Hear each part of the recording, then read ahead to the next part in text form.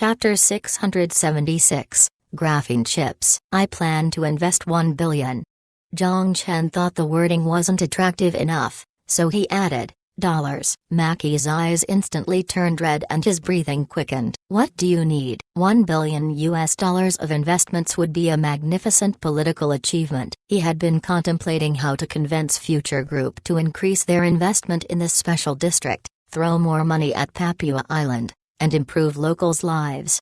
But Zhang Chen made the proposal himself. Of course, it could be related to the breakthrough in graphene. The thought of that alone made Mackey's eyes light up. He already made up his mind. Regardless of what Zhang Chen demanded, he would do his best to meet Zhang Chen's demands. He would do whatever needed to secure the $1 billion investment. Future Group will acquire 11 companies around the world, organize the patent technology and reorganize into 5 subsidiaries. The 5 subsidiaries will produce exterior phone shells, Wi-Fi modules, screen driver chips, camera modules, graphene screens and other parts in New Malaysia Special District. Future Group is planning to enter the cell phone industry?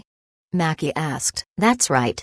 Zhang Chen smiled. I'm pleased with the labor costs in this special district, so the new plants will be built here. We'll need your help in terms of the approval and taxation process. It was too restrictive to just stay in the phone industry. Future Heavy Industrial first planned to start with chip manufacturing before branching into the industry chain of phone and tablet production. Haha, rest assured Mr. Zhang Chen, you're a friend of Papua Province. Leave this to me. My assistant Monica will be at Future Heavy Industries this month. If you need any help, please let us know. While trying to tone down his ecstatic mood, Mackey assured Zhang Chen, thank you. The fact that the world's first graphene semiconductor would be situated in the New Malaysia Special District was great news to Malaysia. The plant would attract a flock of electronic parts manufacturers interested in graphene technology to build plants in this special district. A $1 billion investment wasn't much, but the domino effect of the investment would be astounding. While the Malaysian government daydreamed about becoming the graphene factory for the world, Zhang Chen grinned. You're out of your mind if you think the majority of the core products will be produced here. The Malaysian workers only needed to stand beside special instruments along the production line to attach various components such as the CPU, baseband chip, radio frequency chip and power management chip produced from Mange Island Industrial Park. The core technology would be manufactured by workers on Mange Island. Of course, with the industrial capabilities of Mange Island, it was impossible to produce everything. The labor force in this special district was vast, and with a beneficial economic policy from the Malaysian government, it was the best for everyone to get a slice of the pie.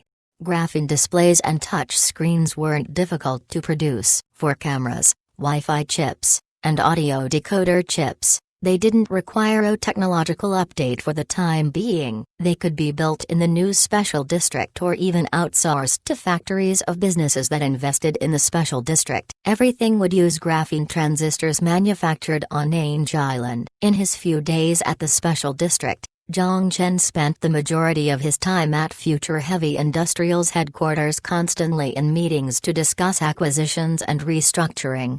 The meeting's materials and restructuring plan was Jean's responsibility. It had a focus on production efficiency which lightened his workload. For the role of an assistant, Zhang Chen gave her a score of 98. As for the 2 points deducted, one was because of her expressionless face, and the other was because she couldn't make coffee for him. But Aisha perfectly made up for the missing 2 points. Strolling in the center of the New Malaysia Special District, Zhang Chen felt a wave of emotions flooding toward him as he gazed at the illuminated streets.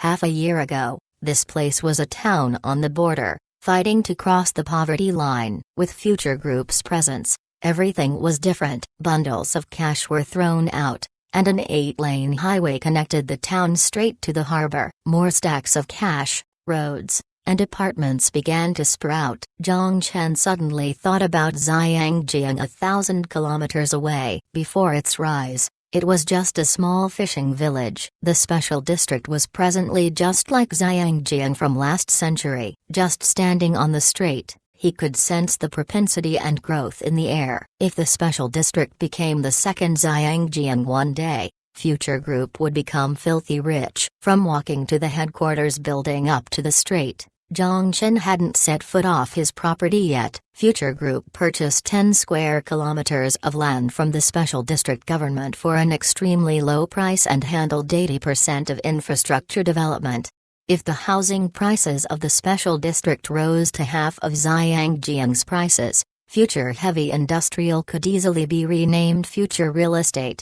It was too unromantic to think about this during break time. Zhang Chen intentionally cleared his agenda that day to take Aisha around. Life was about more than just making money. "Aren't you busy today?" Aisha held Zhang Chen's hand. She tilted her head while her sapphire eyes showed confusion. "Today is the weekend. It's okay to take a break." He smiled. He had been taking a break all year round, or rather, working hard for 1 week was rare for him. Just relax today then." She spoke gently. Zhang Chen tousled her hair, kissed her forehead, gazed at her blushed face, and sincerely said to her, "Thank you?"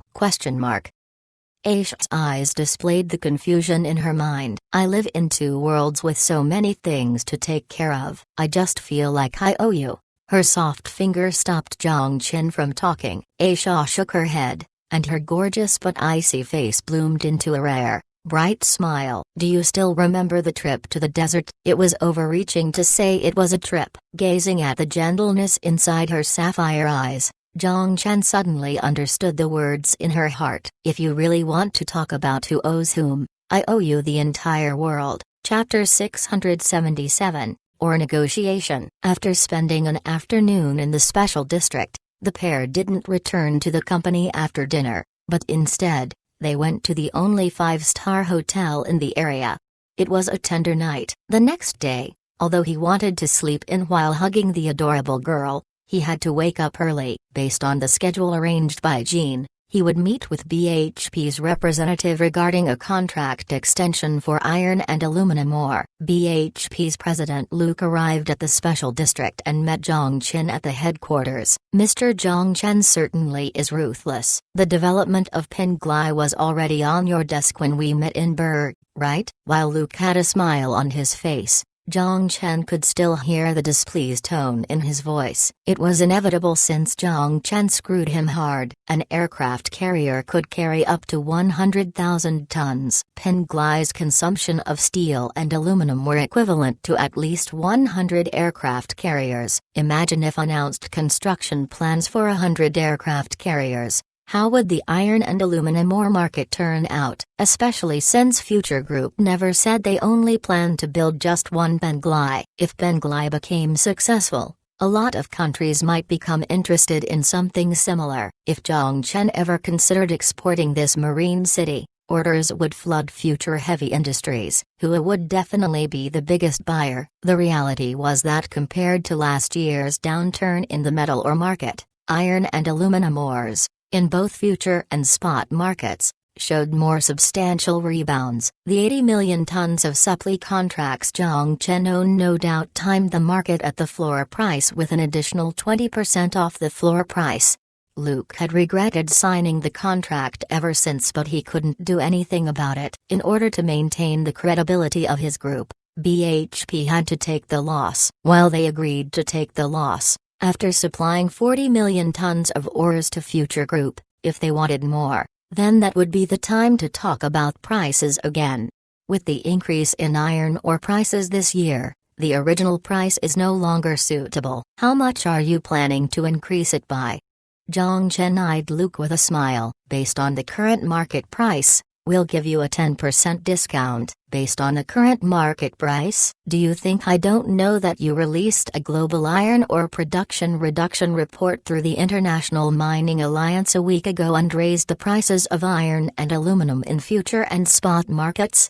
Zhang Chen said with a grin.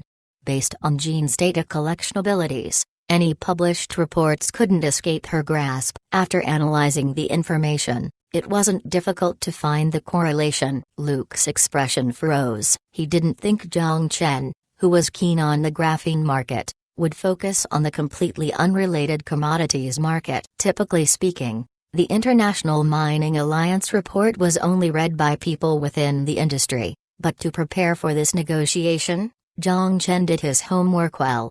85% of the market price. I can't go any lower. It's impossible to supply the ores at last year's prices. If you agree now, we can sign the contract immediately, Luke said. Zhang Chen shook his head. The Penglai City project has consumed a total of 19.9 million tons of steel and aluminum, and most of the steel and aluminum were consumed during the post-war reconstruction of Imilal Island and the development of the special district. We have 5 deposits on Imilal Island with proven reserves of over 40 million tons of iron ore. But there's no mining plan yet. You don't have too much bargaining chips on the table. Do you understand what I mean? Future Mining's main project was seabed mining, and the main outputs were molybdenum, manganese, copper, nickel, cobalt and other metals. The gross margins for mining iron and aluminum ore were too low, so even if there were a handful of iron mines that came from the Moro government,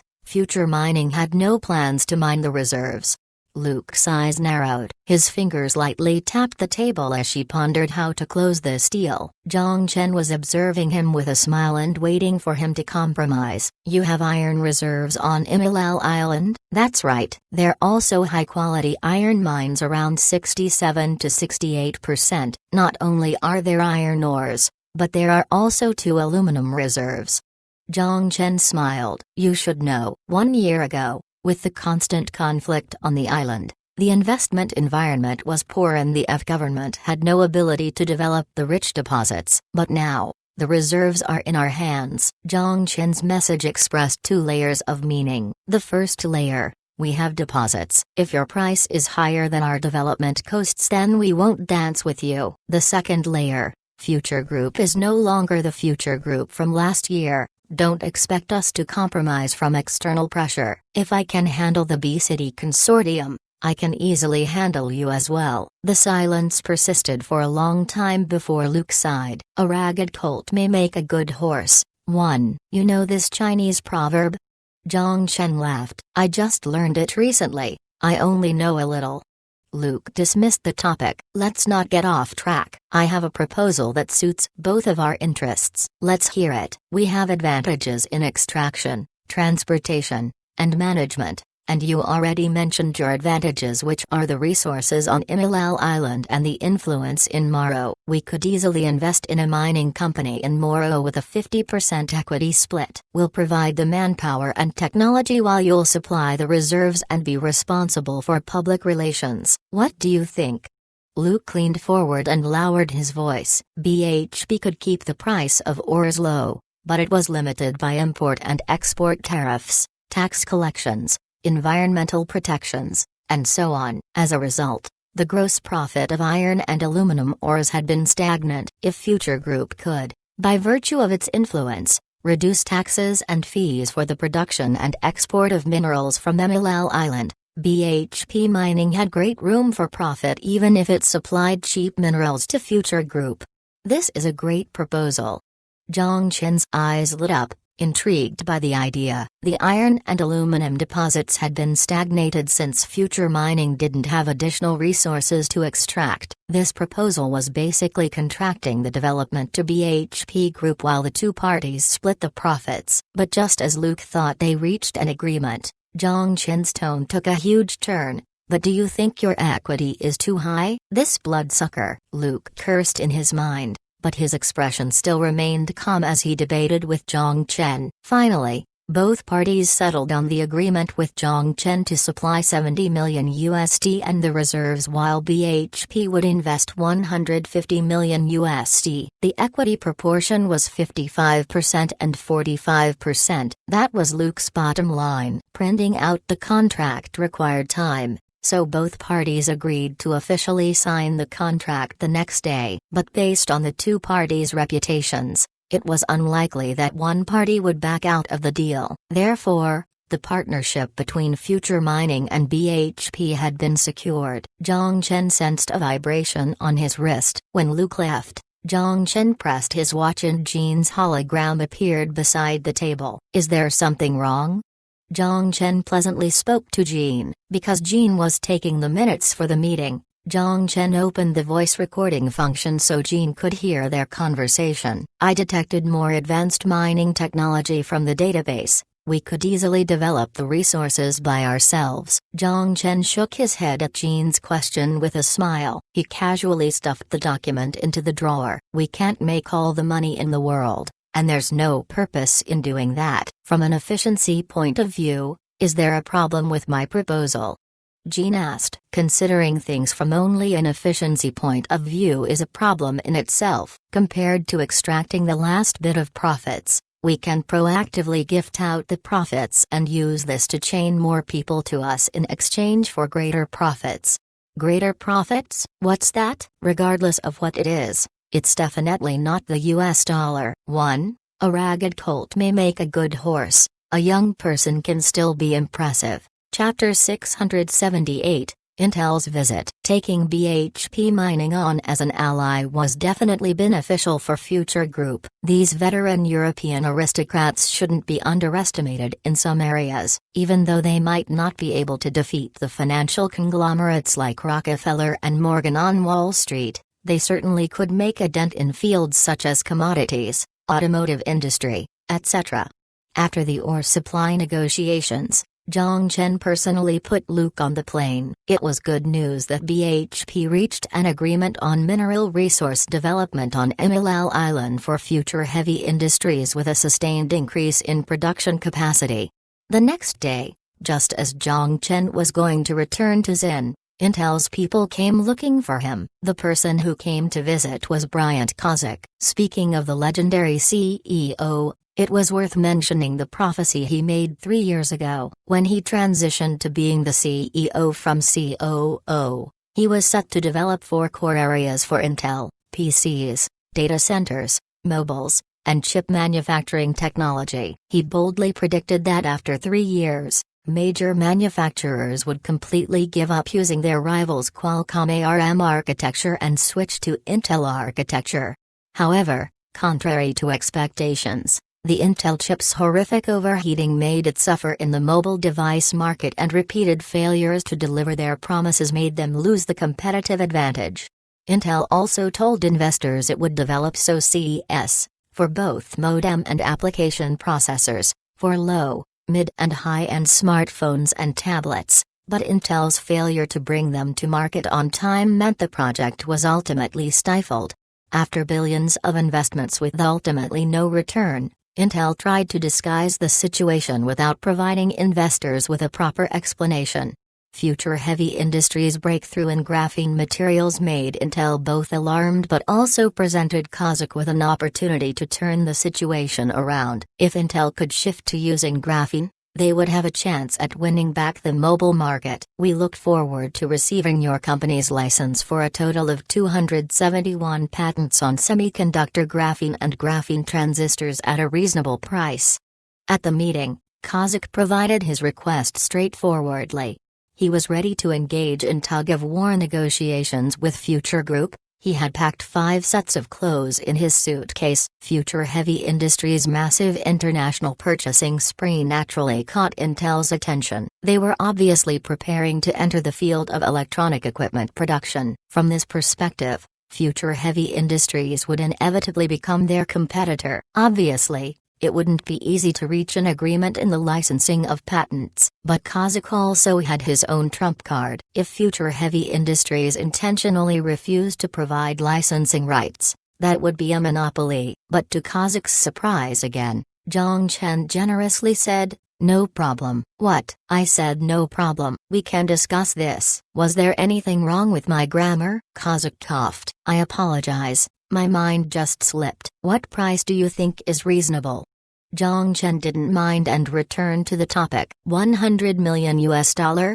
Kozak proposed a number. "We spent $2.1 billion US on the research of graphene. Isn't it unreasonable for you to purchase this with just $100 million US? Zhang Chen lied without breaking a sweat at all. $2.1 billion, my ass. The entire graphene production equipment cost a few hundred crystals at most. But since he was the only one who could travel between the two worlds, He set the exchange rate himself. Kazakh furrowed his brows because Zhang Chen gave him such a ridiculous price tag. However, there was nothing he could do since Future Group's research team was the first one to make the breakthrough. Based on Intel's research department, the completion of semiconductor-type graphene would least require 2 additional years at least. Then what's your price? $400 million.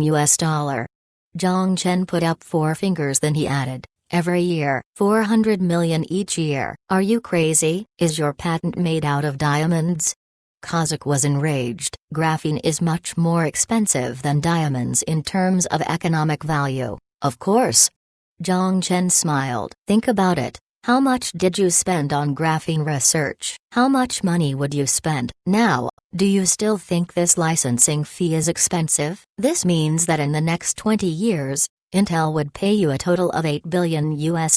So what, when Intel has annual profits of $20 billion, would they miss this money?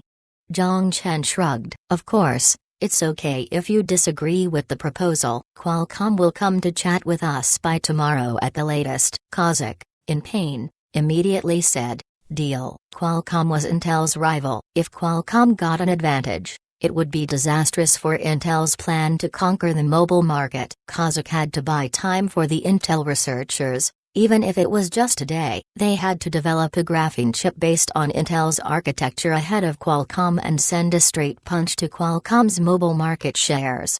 Just as Zhang Chen said, 400 million was nothing for the enormous Intel. Sponsored by AS's largest Rockefeller consortium, Intel was far richer than they appeared. After the negotiation, with the licensing agreement in hand, Kazakh boarded the plane to return home. The moment Kazakh left the special district, Qualcomm's representative arrived, planning to discuss the licensing agreement with Zhang Chen. The negotiations with Qualcomm were completed on the same day. When Qualcomm's representative heard that Intel's representative was granted a patent license for $400 million annually in patent fees, the representative didn't even blink an eye and agreed immediately. Zhang Chen was crying pitifully in his mind. Based on how fast they made their decisions, he could have given them an even higher price. Xiaoshu was shocked with how fast Zhang Chen ended negotiations, so she called to express her concern. If we want to enter the field of graphene chips,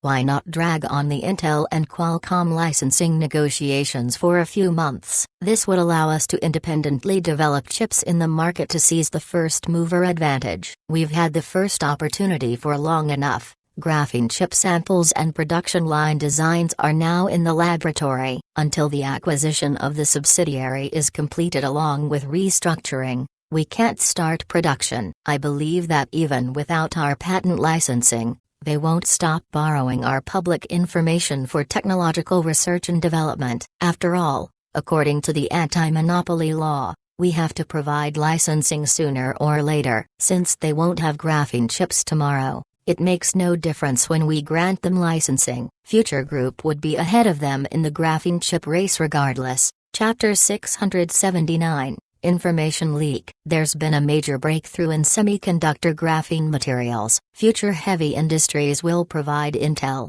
Qualcomm, and many other chip manufacturers with licensing agreements. Intel's CEO held a press conference stating that by early next year at the latest, Intel would be the first to use graphene chips. Analysts show that this use of graphene transistors is ahead of the expected date previously Intel set, 2 years ahead of the launch of 5-nanometer processing chips.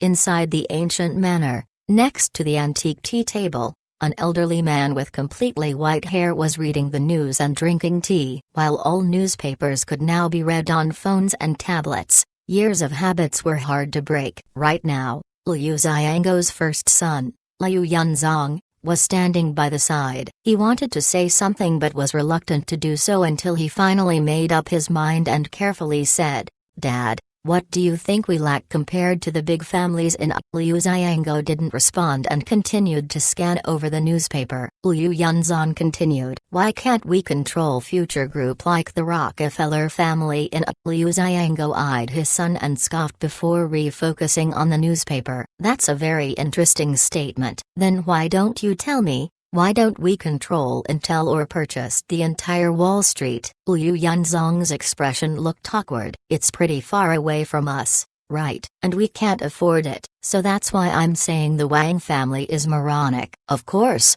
I'm not talking about little Wang, I'm referring to his little brother, Wang Linhua.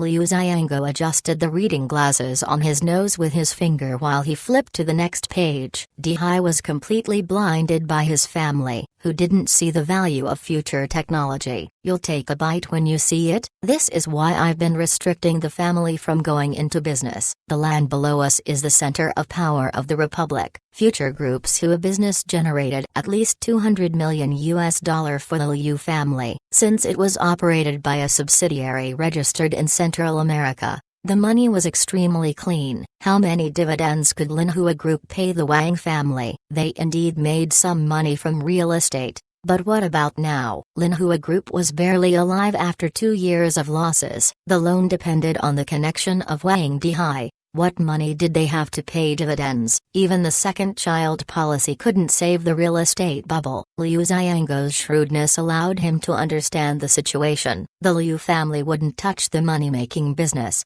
Instead, they focused all their efforts on preserving their present power. The people who required the convenience would naturally put money into their hands. Liu Xiangou gently sighed. If this company remains in Wanghai, he could still move up a level just from this achievement alone. Liu Yanzong was completely shocked. Another level above the deputy state level? Wouldn't that be? But unfortunately, the brighter Future Group's international performance, the more evidently blind Dihai was. He'll probably have to retire at the city secretary as a member of the Politburo position, Liu Xiangou nonchalantly said while flipping another page. At the end of the page, Liu Xiangou's finger froze. He threw the newspaper aside and the elder shakenly stood up. Liu Xiangou stopped his son from helping him and gave him a hard stare. I'm not old yet. Liu Yanzong watched his father walk outside in bewilderment. His 30 years of instinct told him that his father was happy. Liu Xiangou walked to the table and picked up the newspaper. He was curious what his father read that made him so excited to leave the house. An insider who declined to be named stated that Future Group made significant progress in graphene chip research. Currently, the Dragon Cavalry X1 graphene chip, 7 nanometers, is only half the size of Intel's Xeon Phi. However, its performance is up to 1.5 times the performance of Xeon Phi. The architecture used by Future Heavy Industrial was independently researched and developed. Splash! The newspaper fell to the group and Liu Yanzong's face shifted from stunned disbelief to uncontrollable ecstasy. 2 keywords echoed in his mind like a curse. Ultra chip, new architecture. In early April, the Department of Commerce issued a public notice to block Intel's sale of Xeon chips to Tan2 system upgrade to a national supercomputing center. The media later disclosed that the Department of Commerce issued an announcement in February saying that the Tan No. 2 system and the Tan No. 1 system using Intel microprocessor chips were believed to be used in nuclear explosion simulations. So the 4 Hua state institutions were included on the list of restricted exports. It was indeed disastrous news, but it offered hope for the rise of domestically produced chips. This was undoubtedly bad news for the compradors, but from the rise of domestic chips, there was a greater significance. The 28 nanometers process technology Mars, developed by Fighting, could replace imported chips such as the Xeon E5 V2 and Phi. But it was still based on ARM architecture design and had to pay royalties to ARM.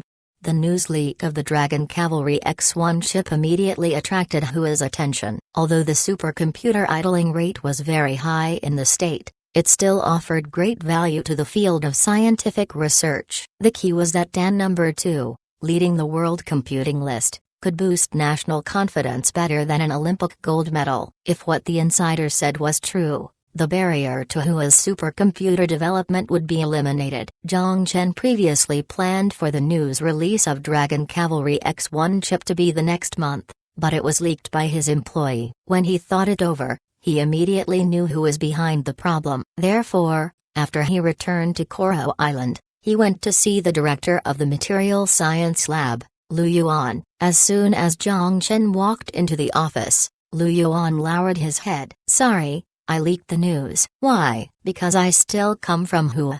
Lu Yuan's eyes were mixed with guilt, but there was no sense of regret at all. I'm gracious for your support. Without your data and equipment, I wouldn't be able to achieve my dreams of making a breakthrough in the graphene field, and I wouldn't be named for the Nobel Prize. But I know my home country needs it. I'm willing to accept punishment. He extended his hands and closed his eyes. Zhang Chen looked at him, speechless. According to the confidentiality agreement, research progress was defined as Class B classified content. Under Xin law, leaking Class B secrets would lead to imprisonment for 17 years or more. However, as a former academician of the Academy of Sciences, Lu Yuan knew his country needed it. Therefore, when he had an interview with reporters about his Nobel Prize, he disclosed the news. After a long silence, Zhang Chen suddenly said, I also have the same origin as you, so I understand your actions. Lu Yuan slowly opened his eyes with a look of disbelief. But you should apologize to me because you overstepped your boundaries and acted as a CEO and spokesperson without my permission. If Hua needed this,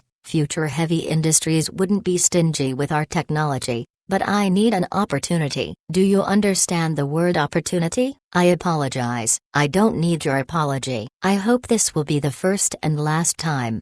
Zhang Chen sternly looked at Lu Yuan before he turned around. Yes, Lu Yuan gratefully watched Zhang Chen's figure as he left. But what the old scientist didn't notice was that Zhang Chen had a faint smile when he turned around. He said a partnership required an opportunity. But after all the feuds that happened between them, he didn't plan to be proactive anymore. If people really needed this, they would come to him with a good attitude instead of Future Heavy Industries trying to the crowd pleaser. Dragon Cavalry X1 Ultra chip was designed for Hua's supercomputing institutions. The news would eventually be made public, whether Lu Yuan disclosed the information or not. He was debating who he should use to obscurely leak the information. But now, Lu Yuan's decision solved the problem for him. It wouldn't take long before Hua's representative would visit him on Koro Island. Chapter 680, Breaking Embargo. Just as Zhang Chen expected, on the third day after news of Dragon Cavalry X1 graphene chip was leaked,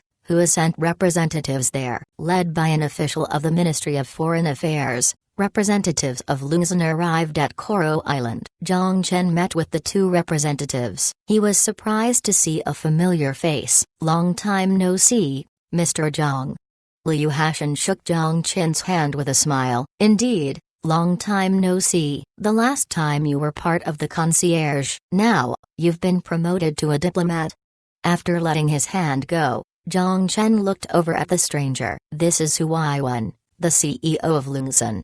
Liu Hashan courteously introduced the person behind him. The middle-aged man, at least 20 years older than Zhang Chen, extended his hand first to express his sincerity. I'm Wu Waiwen. I've long heard Mr. Jiang's name. Mr. Jiang is indeed as impressive as the rumors say. You're flattering me. Zhang Chen smiled and welcomed the two men onto the vehicle. Liu Hashan looked at the vehicle and appeared somewhat shocked as he couldn't recognize the brand of the car. Zhang Chen seemed to have read his confusion. After the Celestial Trade bodyguard opened the car door, he began to explain. Lure S100. A pure electric vehicle with a solid-state lithium-air battery with a range of 500 kilometers. Only 1,000 units are available worldwide. Liu Hashan recalled the name Lure. It seemed to be an emerging European car company with a focus on purely electric vehicles. At the Burr Auto Show, it received $100 million in financing and secured battery orders from Future Heavy Industries. It performed slightly better compared to Tesla and was gunning for the top dog position in the new energy field. At present, Future Group invested $740 million on Koro Island to fully implement new energy vehicles. 3 European car companies, such as Lure, had the privilege of sharing this policy. So it wasn't uncommon to see this brand of vehicle on Koro Island. A range of 500 kilometers? That's fantastic, Liu Hashan said enviously. It wasn't hard to tell he was a car fanatic. Do you want one? I can gift you one. Zhang Chen laughed. I'm okay. I'm afraid of accepting gifts. Liu Hashan quickly dismissed the idea. Zhang Chen didn't mention it further. Liu Hashan wasn't much older than him. To be able to act reserved at his age proved that either he didn't have a competitive mindset or he desired much greater things. Outside Future Building, Wu Weiwen envied the 400-meter-tall building with astonishment. If it was in Wanghai or Shangjing, it wouldn't be considered tall at all, but it had a different meaning standing on the Pacific Ring of Fire. This area was frequently affected by earthquakes, typhoons, and tsunamis. Building even a 1-meter-tall building here wasn't easier than building 2 meters in Wanghai. Mr. Wu is intrigued by this building. The building's material must be impressive. Although Wu Weiwen didn't work in this field, he had a PhD with a background in this area. If you're interested, feel free to visit anytime. Zhang Chen led the two men into the conference room. The conference room was located on the middle floor of the building. The three of them sat around the table as Wu Weiwen got straight to the point. I heard you have made significant progress in ultra-chip research. I wonder if this rumor is true? Of course, said Zhang Chen calmly. In the graphene field, we're leading the world. Wu Weiwen and Liu Hashan looked at each other and read the glee in each other's eyes. Wu Weiwen contained his joy and looked sternly at Zhang Chen. The purpose of the trip was hopefully to establish a partnership with you in the field of graphene chips. I, of course, welcome a partnership, but why is Lungzhen here? Zhang Chen asked. Zhang Chen thought Hua would be interested in the Dragon Cavalry X1 chip and would provide Zhang Chen with a supply contract, but the situation was a bit different now that Lungzhen was there. We hope to obtain the graphene chip and licensing rights to Dragon Cavalry X1 architecture, Wu Weiwen answered. After embargoed its ultra chip from Hua, developing a computer chip was put on the agenda. However, due to technical challenges, as well as compatibility difficulties and many other issues, Han-made chips still relied on ARM architecture. In terms of performance, although some domestic media exaggeratedly hyped Lungzhen as the best in the world, there was no market to prove it. However, the lack of market reaction proved that Lungzhen's performance wasn't as attractive as advertised. In actuality, whether it was fighting or Lungzhen, just from the chip manufacturing process, they were 2 generations behind Intel and other well-known international companies.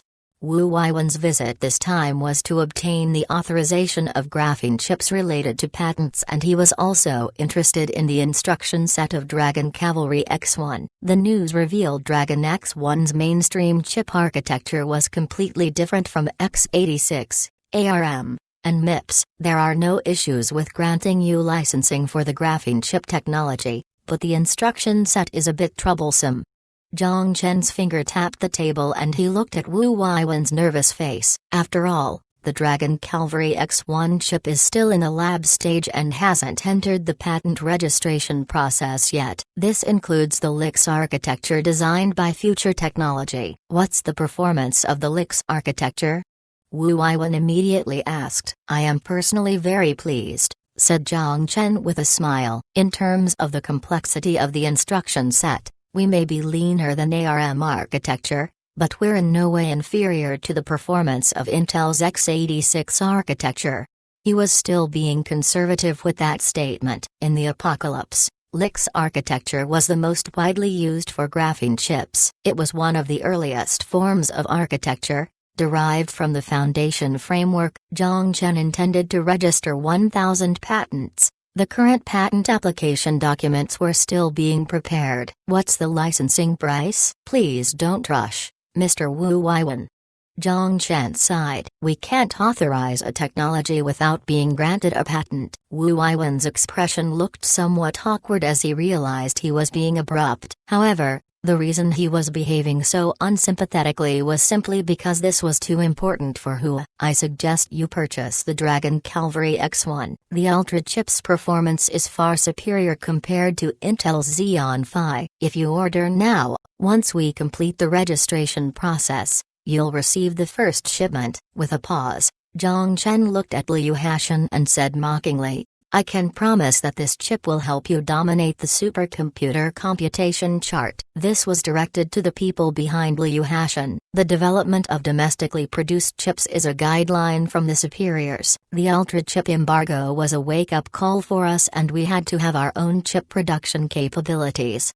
Liu Hashan shook his head. Although your proposal is very attractive, we still favor Lunzhen and hope to gain the chip production technology. Zhang Chen looked at Liu Hashan and Wu Aiwen speechlessly. Even if I give you the instruction set, you might not be able to beat Intel. From research and development to self-production, how long do you plan on using silicon chips? We're a family. Even if I embargo everyone else, I won't embargo you. How about this? Let's sign the Dragon Cavalry X1 chip supply contract for 2 years. Next month, after we complete the patent registration for the LYX architecture, let's talk about the LYX architecture license. Developing this technology isn't a one-day event. You can first use our product, then once you develop your own chip, we can discuss ending the contract. Liu Hashan and Wu Aiwen exchanged looks before giving Zhang Chen a nod. This proposal isn't bad. I'll have to seek approval from my superior. Let's end our negotiation here today. I look forward to hearing good news.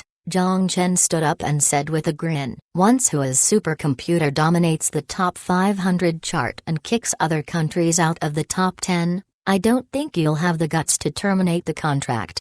Dragon Cavalry X1's purpose was to export since Xin wasn't consuming Ultra chips. Why? Because their technology was too inferior. Future Group's servers used quantum computers and had long abandoned outdated supercomputers. Chapter 681, A Fruitful October. Based on the contract, Future Heavy Industries would supply Hua's Ministry of Technology and Science 100,000 Dragon Cavalry X1 Ultra chips per month at a price of $400 per chip. The chip would be used by the supercomputing centers, universities, research agencies and completely replace Intel's Xeon Phi. The contract was set to begin in December. The 40 million first contract for Future Heavy Industries graphene chip was indeed a pleasing result. With a contract, production must commence as well. Built by the construction robots inside Dange High-Tech Park, a transistor manufacturing plant and a chip manufacturing center began to take their shape. All production equipment would be completed by the Institute's personnel and printed by the industrial-grade 3D printer. Future Heavy Industries and Hua's contract made a Department of Commerce dumbfounded. The previous embargo was to curtail Hua's supercomputer development, but based on the estimate made by experts, DAN number 2 replaced with Dragon Cavalry X1's computation speed per second will exceed the previous peak and increase by a complete level. Dragon Cavalry X1's production meant that the high-end Ultra chip controlled by A will be broken. The countries and companies with embargo orders will have more choice than being limited to just Intel and Qualcomm. At the same time, the LYX architecture's introduction meant that the supercomputer will no longer be dominated by x86. Future Heavy Industrial working with Future Technology will challenge Intel's firm grasp on the top-end chip market. Regardless what the capital may think, Zhang Chen was in a pleasant mood. The engineering vessel that was pulling the desalination platform had already started its journey to the Gulf of Aden under the escort of the submarine and was scheduled to complete the escort when the Saudi Navy arrived at the entrance to the Gulf of Aden. Iron and aluminum ore negotiations ended on a positive note. Graphene introduction was complete to perfection. With so many positive news, this October marked a wonderful harvest for Future Group. Finally, before early November, the acquisition of the 11 subsidiaries completed the restructuring process. Future Heavy Industries workforce doubled. Now the total number of employees of Future Heavy Industries exceeded 20,000, while the net profit also exceeded $15 billion. This marked Future Heavy Industries becoming the second most profitable company, overtaking Future Biology and Future Group. With the prospect of the home robot and chip market, the number could exceed more than 100 billion. Compared to the stellar performance of Future Heavy Industries, Future Biology, tourism, and the other subsidiaries that performed splendidly pale in comparison. Zin's monthly visitor exceeded the $500,000 mark with an average spending of $975 per person. Future Tourism dominated the market at 40%. Future Biology's nutrient supply sale continued to climb and created a trend of healthy eating in the international market, which was complete contrary to the situation in the apocalypse. 2 years ago, in the fall that was beginning to cool off, Future Technologies Future 1.0 first caught the attention of the world. On this date worth celebrating, Zhang Chen brought his executives and outstanding employees of Future Group and hosted a celebration party on his private island to increase team cohesion and sense of belonging to the company. In order to make the party classier, Zhang Chen called Robert developing in Los Santos and asked him to invite stars to the party. Based on the principle of not wasting any opportunity, Zhang Chen also asked him to bring his film crew to produce a documentary to highlight Future Group's culture. It would also serve as an advertisement for the beautiful Banu Islands. "I will give you 10 million if you help me invite the best film crew." Zhang Chen took a pause before he added, "This is the salary. The cost of filming will be calculated otherwise." "Oh, SHT, are you trying to put the advertisement onto the big screen?" Robert was shocked. "Remember, it is a documentary. Who said I'm making an advertisement? And we won't put it on the big screen, we'll use the online channel." Zhang Chen cursed at him, jokingly. Robert still had a fascination with the word SHT. Now that he hasn't heard for so long, it felt great to hear it again. "Okay, buddy, leave this up to me. Thank God, this is not something dangerous. Also, you won't forget to invite your old friend to the party, right?" Robert jokingly said. "Of course not. You're welcome to come. Also, bring Nick along." Zhang Chen laughed. The party was just an idea in his head, but after he personally participated in the planning, he became more and more interested. The island was an uninhabited island located 170 nautical miles from Coral Island. The middle of the island was rich in vegetation while being surrounded by beaches on all 4 sides. Other than a wooden cabin on the island, there was no other extraneous structures. Zhang Chen previously brought Aisha and Zayasha to this island. Natasha came along midway by a helicopter to join their vacation. Zhang Chen personally enjoyed the nature on this island and he was especially fond of that hot spring on the beach. Regretfully, he only visited the beautiful island once. When he gave it some thought, it was particularly wasteful. Zhang Chen named the island Hot Spring Island and set the party location there. The cabin was too small. Zhang Chen invited BMA Contraction, who he previously worked with, and asked them to come with the best building plan for a hotel. There were not enough palm trees on the beach. They used the vessels of Celestial Trade and hauled hundreds of palm trees from other islands. With the guidance of professional gardener, they surrounded the island with trees. The vegetation in the middle was also fortunate to receive the scissors from the garden master and were decorated into a work of art. The planning of the party was contracted the world-renowned party planning company, Party Life. When the company received the contract from Future Group, they put a great emphasis by sending out the renowned party planner Patrick Jarnell. The party master who planned Hollywood red carpets and famous celebrity parties planned everything to perfection. Of course, the cost was not cheap, but for Zhang Chen, it was too small of a bill to be bothered with. An estimate of over 1,000 guests would be visiting the hot spring island, and security measures were also a top concern. Future Group has a lot of faithful allies, but also a lot of enemies. The security work was assigned to Celestial Trade National Security Department and Zhang Chen's ghost agents. The cooperation of both agencies will ensure absolute safety at the party. Chapter 682. An extravagant party. The party was set for November 15. Zhang Chen didn't expect Robert to be able to invite Hollywood director Christopher Nolan. He vaguely recalled that the guy's salary for Interstellar was $20 million. How could he be interested in the $10 million business? Robert quickly answered his confusion. "Buddy, documentaries and movies are very different. Especially if it is just filming for the party. Unless you want to film your corporate culture into Interstellar, $10 million, less than a month's production period. And no need to worry about box office sales. Where could one find such an amazing task? Most importantly, he could gain a connection with Future Group. After half a month of preparation, the day of the party was finally here. Other than the executives and outstanding employees of Future Group, all of the major business partners of Future Group received an invitation.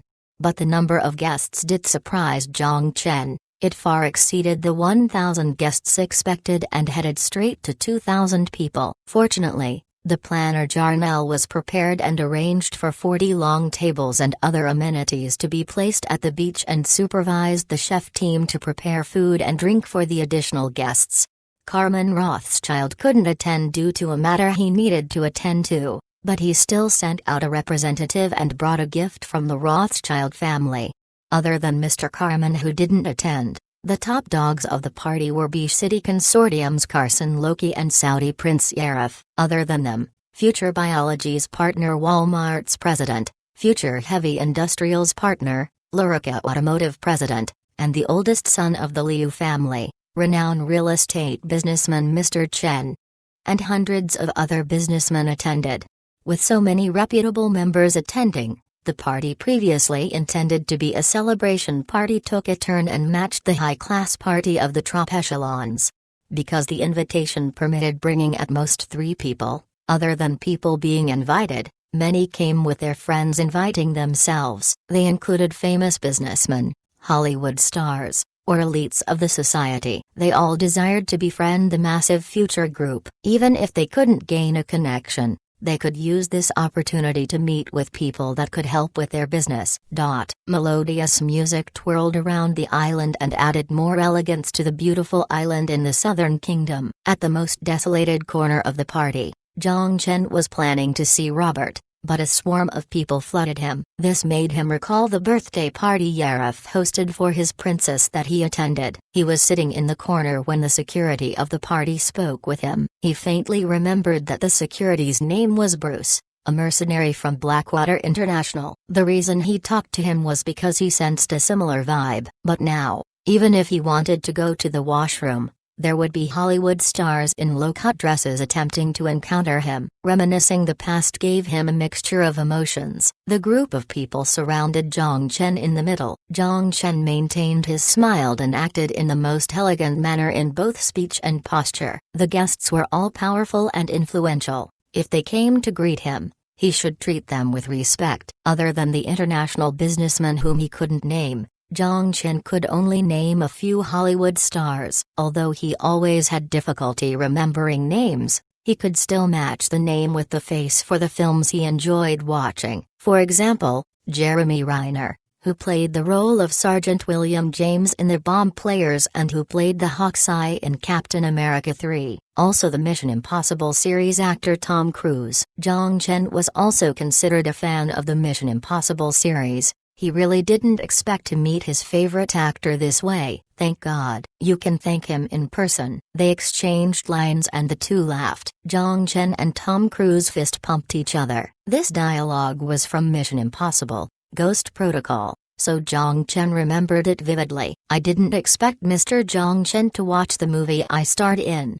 Tom laughed, exposing his white teeth. Extending out his hand, he gave Zhang Chen a firm handshake. I not only seen it, I'm also your fan. Zhang Chen used a half-joking tone. My honor. Deserving of being one of the best actors, Tom made a funny flattering look, immediately drawing the goodwill laughter from everyone around. At this time, a blonde beauty carrying champagne walked into the circle. She stood beside Zhang Chen and biting her lips slightly. She entered the conversation with gracefulness. I do not know if I also have the honor to have starred in a movie Mr. Zhang has seen. A familiar face. Zhang Chen only examined her for half a second before he successfully matched her face. Of course, I remember you are Hermione. Emma Watson. Zhang Chen, who grew up watching Harry Potter, naturally recognized this face. On this topic, Miss Emma Watson is the ambassador for Future Biology's nutrient supply. Correct. She gently flipped up her curled hair, tiled her head, lifted her chin, and the standoffish vibe Emma Watson gave perfectly fitted with the mold of Hermione. It was an odd way to say this, since she did play the role. Oh, what a lucky guy. He received a kiss from Miss Jessica. I expressed my love with roses and a Ferrari, but she won't even date me, a tall male enviously said. It's only a peck, so what? Look, oh my, that's Oscar winner Jennifer Lawrence. God, she is my idol. The chubby man that came along exclaimed, oh my, it's true. She is here. The tall guy looked over and jumped up in excitement. Just then, a middle-aged man who had been listening glared at the two who were indulging in the food and said expressionlessly, what's exciting about this? This is a high-class party. If Saudi's Air and B City Consortium are here, it is not odd for celebrities to come here. The two didn't notice what he said. Another celebrity appeared and the tall male shouted to his friend, Zhang Chen's charm is unbelievable. It is not Zhang Chen's charm, it is his money's charm. Without Future Group, he is nothing impressive. The middle-aged male acted like he knew. The feeling of being overlooked was terrible. This time he raised his voice, attempting to draw the attention of the two. An elder with champagne walked over before an intrigued expression appeared on his face. He stopped to interrupt. Oh, I have a contrary opinion. I think without Zhang Chen, Future Group is nothing at all. Foolish statement. I don't agree with your perspective. May I ask which company do you operate?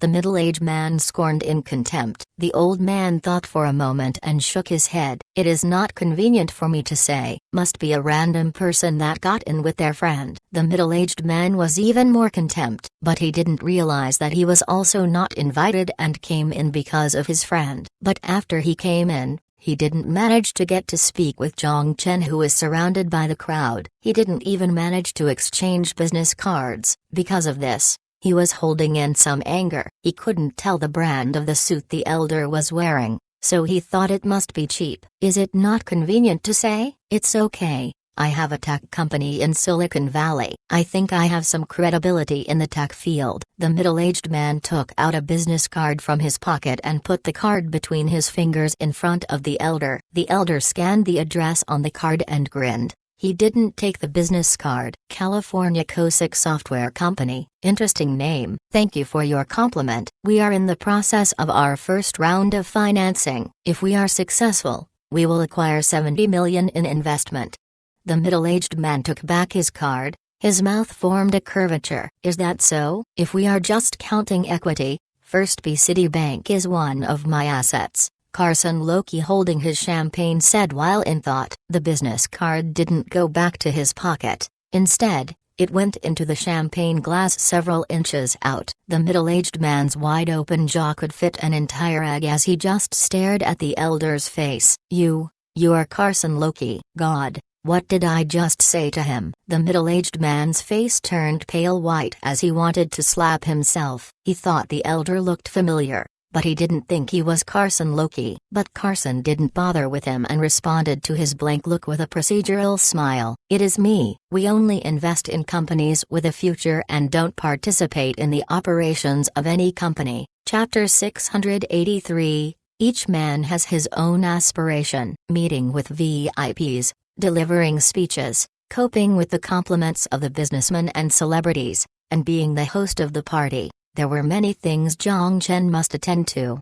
Despite it being busy, he didn't feel irritated at all. Why? Of course, because, Mr. Zhang Chen, allow me to introduce, this is my daughter Daisy. She has loved your culture from a very young age and views you as an idol. When she heard you were having a party, she begged me to bring her along. A Silicon Valley new energy automotive company president was keenly introducing his daughter. Mr. Zhang Chen, this is my business card. If you are interested in venture capital, please be sure to contact us, the Chicago Venture Company. I am the CEO of London Urban Construction Company. I heard that graphene can be used in the construction field. Is Mr. Zhang Chen interested? Here is my business card. We can invest together. At this time, a blonde wearing a low-cut long dress with a gorgeous figure walked toward Zhang Chen. She leaned the champagne in her hand forward slightly and the bright red lip gloss reflected a seductive glow. You can call me Scarlett, Mr. Zhang Chen. If you've seen The Avengers, you must have heard of my name. Scarlett's debut attracted a wave of whistles. The dream lover of countless men, dressed abnormally eye-catching today. In particular, the whiteness in front of her chest really made people think sensually. Of course I have heard of Miss Johansson.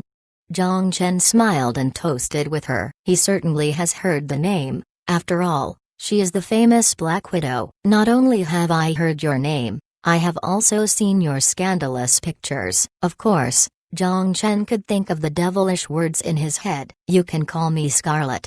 Scarlet looked seductively at Zhang Chen while taking sips of the champagne. Because of the large number of guests, Zhang Chen didn't talk to the Hollywood star for a long time. By procedure, Zhang Chen handed her a business card. After receiving his business card, Scarlett also gave out her own gift dash, an autograph sealed with a kiss. The back of the paper was written with the number 1071. Zhang Chen took a long time to realize that it was her room number at the Hot Spring Island Hotel. What could the number on the back mean? The seduction is too obvious. Should he go or not? 5 hours passed and Zhang Chen finally met with all the guests. In the cabin near the beach, he managed to find Robert and Nick. He enthusiastically dragged the two to the small bar by the beach, opened 3 bottles of champagne and drank with them while reminiscing the old times.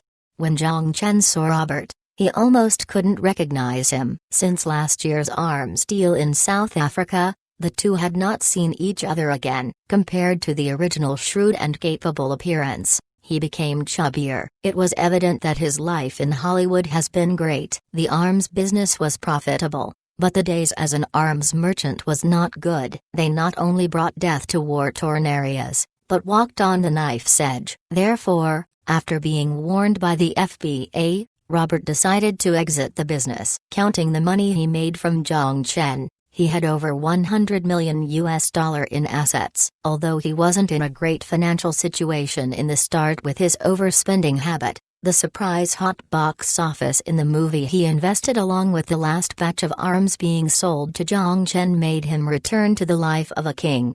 With money, he naturally didn't want to venture out anymore, and naturally he gained some weight. Burp, SHT. I sometimes feel like the world is too unfair. We are both rich, why did you not put on any weight? But I'm as fat as a pig now. Robert poured a cup for himself, shook his head, and sighed. That's an exaggeration. Zhang Chen laughed. You know me, buddy. I mean, you are as fat as a bear now. SHT. Robert gave him the middle finger while laughing. Nick was quiet as usual. The Slavic man just drank without participating much in the conversation. After several rounds, the topic changed from their life to the party. Did you sense the passion from the Hollywood superstars? Robert had on a smirk. Of course. But I don't understand why. I mean, I think they are overzealous, because I released information on a paparazzi newspaper that the famous Hollywood director Christopher Nolan will shoot a documentary for the world's richest man. Future Group may enter Hollywood. That's why so many male celebrities wanted to take photos with me. That's why so many female stars were flirting with me. It was Robert after all. That's fake news, right? Zhang Chen facepalmed. Future Group currently has no plan to enter Hollywood. At least for now. I want to refer this as building up the hype. Robert exposed his teeth, but the smile still resembled a profiteer. I took a year of time to figure out the inside out of Hollywood. As long you use the media properly, even the worst film can have a 100 million box office. You're a genius. You're not realizing your potential by retiring too late. Zhang Chen said this heartfelt message. Robert shook his head. He took another sip of champagne and began to grin. I spent 30 years making money I won't be able to spend in a lifetime. This is my value. This is some pretty good booze. Where is it produced? Rothschild's gift. Damn, I thought from the start you wouldn't be selling gold for your entire life, but I didn't expect to be so close with Rothschild already. Haha, that's an exaggeration. We are just normal friends in the business world. On another note, are you really not planning to unretire? I still plan to go into the arms business. Robert burped and shook his hand. Nope, I already made enough money and I don't want to suffer anymore. If I don't enjoy the money now, am I going to be doing philanthropy when I'm older? I see. Zhang Chen felt it was a pity, But he accepted what Robert said. People have their own dreams and ambitions. You should really enjoy your life now with money. We only really live in these 30 years. Investment in movies, sleeping with the Hollywood girls, play golf, sunbath on the beach. It is a waste to not enjoy it and just work. You have more money than me. You should know how to enjoy better than me. Robert, full of alcohol, patted Zhang Chen's shoulder and educated him. While his expression looked stern, Zhang Chen knew too well, when the not serious people become serious when drinking, that either means they are really drunk, or their words are from the bottom of their hearts.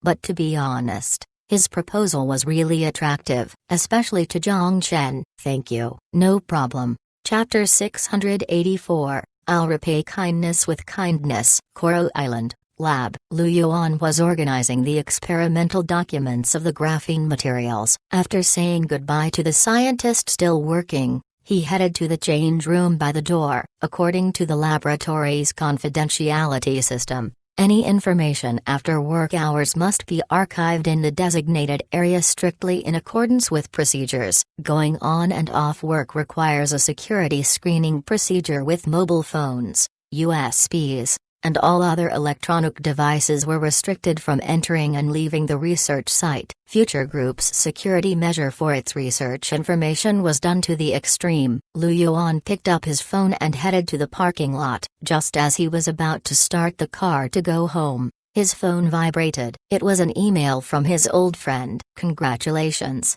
old Lu. The Nobel Prize should be yours, right? Wang Batao, his university classmate from the same hometown. After graduation they both entered the Institute of Research in separate departments. Although Lu Yuan wasn't the most successful in the material science department, this friend of his always treated him well, and he has always been thankful.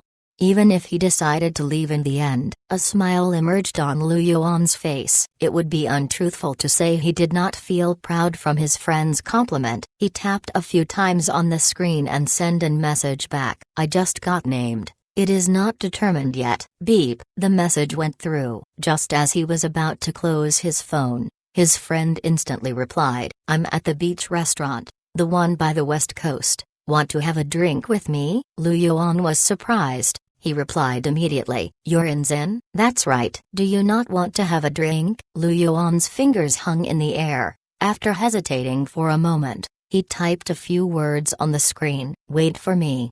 If we are only having a drink. Of course. Lu Yuan drove to the west coast, parked the car, looked at the crowd of people, took a deep breath, and walked to the restaurant. Instinct told him that his old friend was not here just to catch up and must have other intentions, but even then, he should still meet him after he had traveled so far. Inside the restaurant, he scanned the crowded place before seeing his friend in the corner waving at him. Wang Batao patted him on the shoulder after they met and said joyously, Haha, are you surprised to see me? Hello, please grab us 2 beers. This guy, why didn't you tell me you were going to come?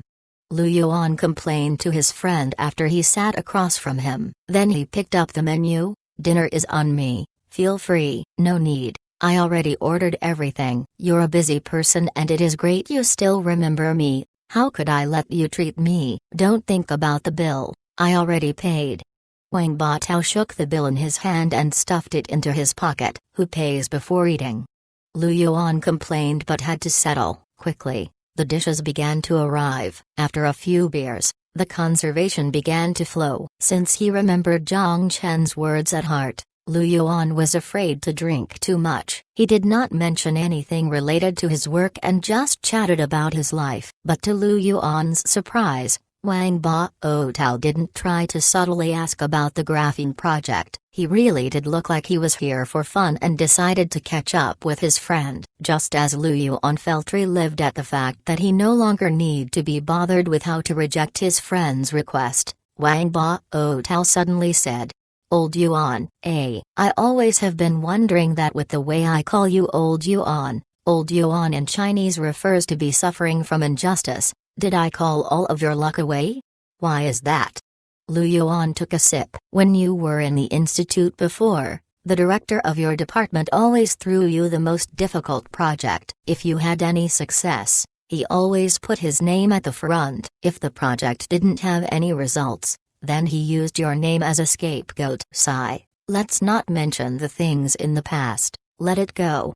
Liu Yuan waved his hand in dismissal. After being named for the Nobel Prize, his mentality completely changed. The reason why he left was because of the injustice he received at the institute, and he no longer wanted to be treated without any respect. So he decided to accept the olive branch from Future Group in the hope that he could make a name for himself and prove to the people that prevented him from being promoted his real worth.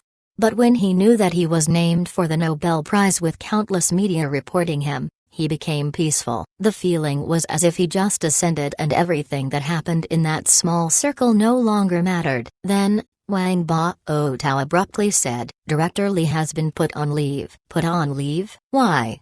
Liu Yuan was shocked. Dereliction of duty. This poor sucker's graduation thesis turned out to be a fraud. Commission for Discipline Inspection came in and disciplined the no-doers. This happened a few days ago.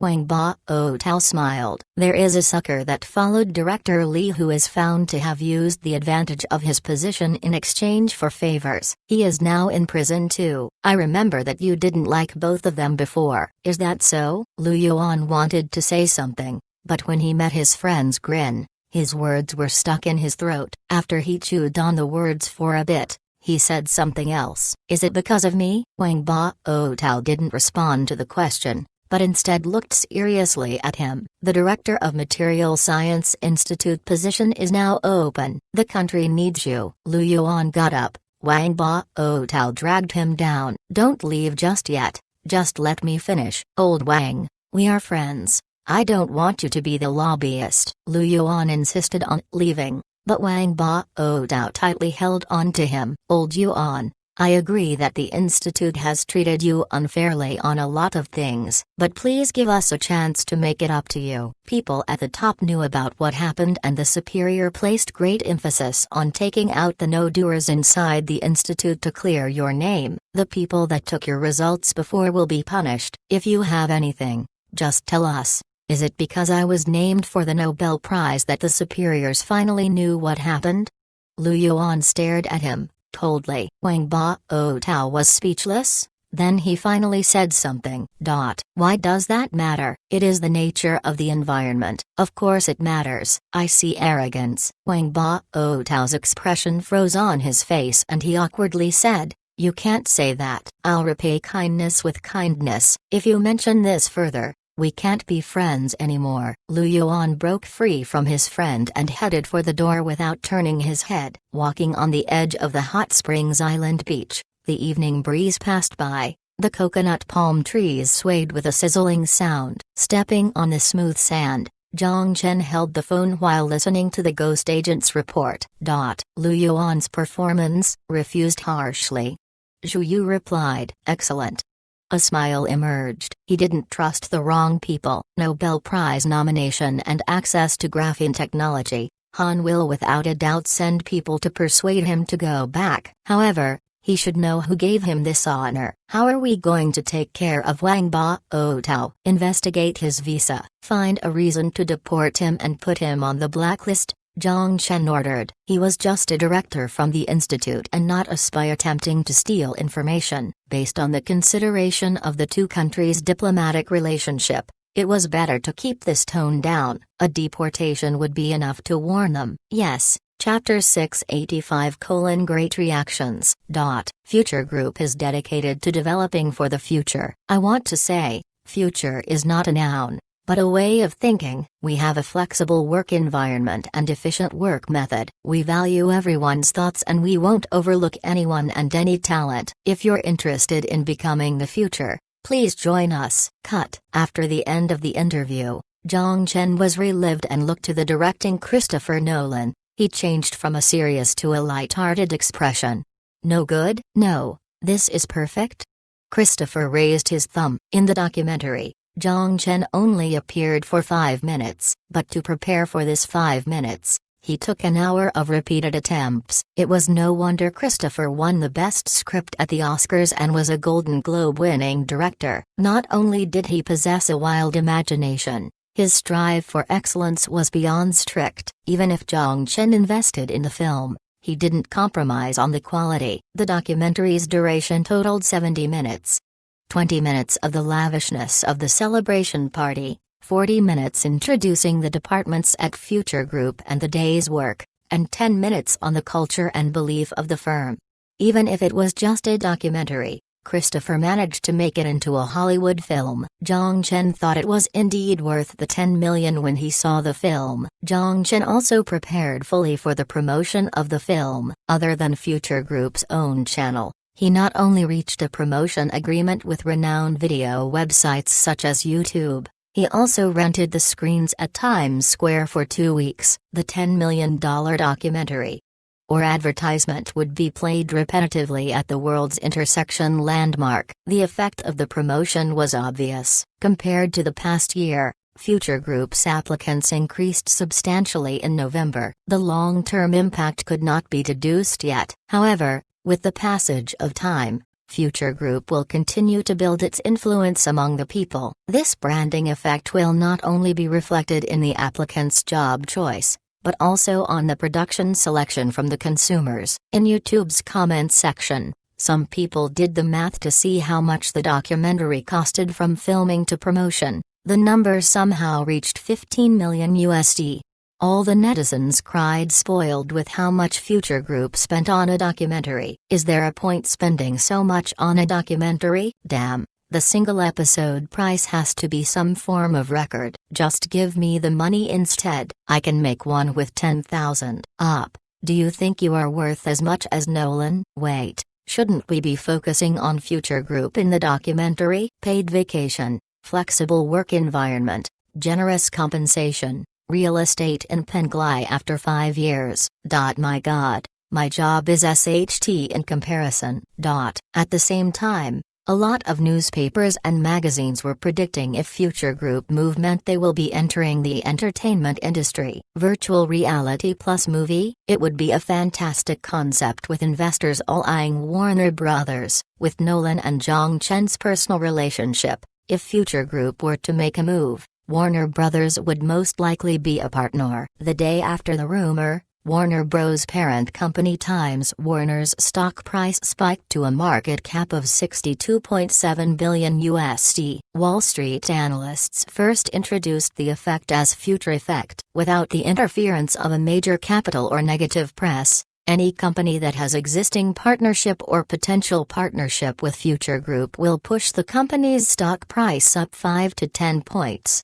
And this observation received agreement from Buffett. But the wise and shrewd investor stated, I don't disagree with Future Group's new impact on the stock indices. We are in an evolutionary era with a tech giant rising, just like Cisco and Microsoft before. But I do have to warn everyone, investing based on hype is unwise. Is Future Group interested in the entertainment industry? Zhang Chen wasn't before, but after his discussion with Robert, he changed his mind. Future Group has neither background in film production nor experience in the entertainment industry, but they possess the most essential element of the entertainment industry: channel. By the end of November, Phantom had over 600 million users worldwide. The lack of VR development experience by major corporations and combined with users concentrated on Future Technologies' product, it would be waste if they didn't use the massive channel. Tencent had been developing a pan-entertainment strategy. However, Future Group can also do it, and do it better. On the 5th day after the completion of the documentary, Zhang Chen paid Nolan the $10 million in salary. Before he took his team back to Zhang Chen invited him for lunch. During lunch, Zhang Chen naturally led the conversation to Hollywood. I have seen many movies but I don't know Hollywood too well. Could Mr. Nolan give me an overview? Is Mr. Zhang Chen interested in investing in movies? Nolan was elated. The movie industry is one of the rings in our pan-entertainment strategy, and I'm personally interested in sci-fi films. Zhang Chen smiled. Warner Brothers possess a wealth of scripts, actors and actresses, and directors. If you're interested, we can totally partner up in this area. Nolan immediately began to sell his company. Warner Brother Entertainment is one of the largest movie and entertainment producers in the world. Its massive size meant that they didn't desperately need to search for investors. Christopher, as the director who produced the legendary $1 billion box office, indeed wasn't relying on investors. Warner Brothers would love to utilize Future Group's promotion channel and the almost magical virtual reality system. If virtual reality could be used in special effect animation, or even movie production or film experience, it would completely change the movie industry. Warner Brothers, who will be the first producer to utilize virtual reality in his film, will make history. Nolan's eyes turned brighter the more he thought about it. The opportunity of a generation was within his grasp. Chapter 686, VR Plus Movie. What Zhang Chen said didn't fall short of Nolan's expectations. Of course I'm interested, but we want to have some autonomy over the selection of the script and actors. You're planning to invite Warner Brothers to film another documentary for you? Nolan's expression looked awkward. His hope was for Future Group to provide the channel and filming technology. He didn't plan on filming another documentary. His company, Warner Brothers, definitely wouldn't agree unless Future Group offered enough to forget their dignity. You misinterpreted me. Zhang Chen smiled. The autonomy I'm referring to isn't deciding on the script, but we should both make the decision. In the filming of the movie, we plan to use virtual reality technology. But since this is the first time virtual reality technology is going to be used in movie filming, the script has to be stricter in order to demonstrate the powerful effects of the technology. We can't use the special effects of Interstellar to film Village Love Story 1, right? What's Village Love Story? Nolan took some time to process and understood what Zhang Chen meant before he nodded. I know what you mean. You can rest assured on this. Warner Brothers has a wealth of script resources. It's not difficult to select a quality sci-fi piece. Zhang Chen nodded. I definitely trust your company's abilities, but while you work on the script, we'll provide some scripts for reference. The ultimate decision will be yours. You're the director after all, and I trust your abilities. It's my honor then,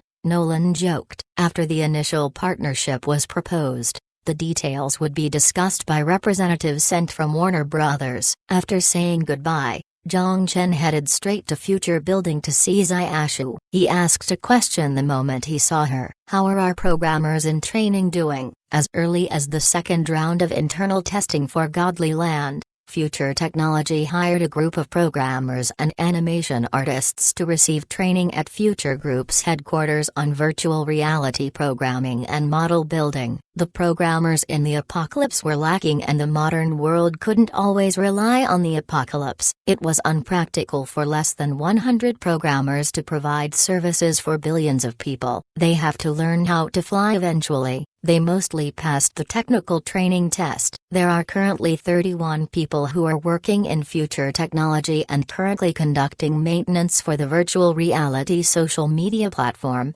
Zai Ashu replied. Excellent. Select 50 people from our talent reserves and form Virtual Image Animation Production Company. Animation production? Zai Ashu said, confused. Are we trying to compete with Disney? No. Our competition is Industrial Light and Magic, said Zhang Chen with a smile. Virtual Image's primary focus will be on VR film production, movie special effects, 3D animation, and game animation. The company will be a direct subsidiary of Future Group and the first project will be providing updates for Godly Land. Zai Ashu nodded. Godly Land's updates had always been provided by the mysterious scientific research institution.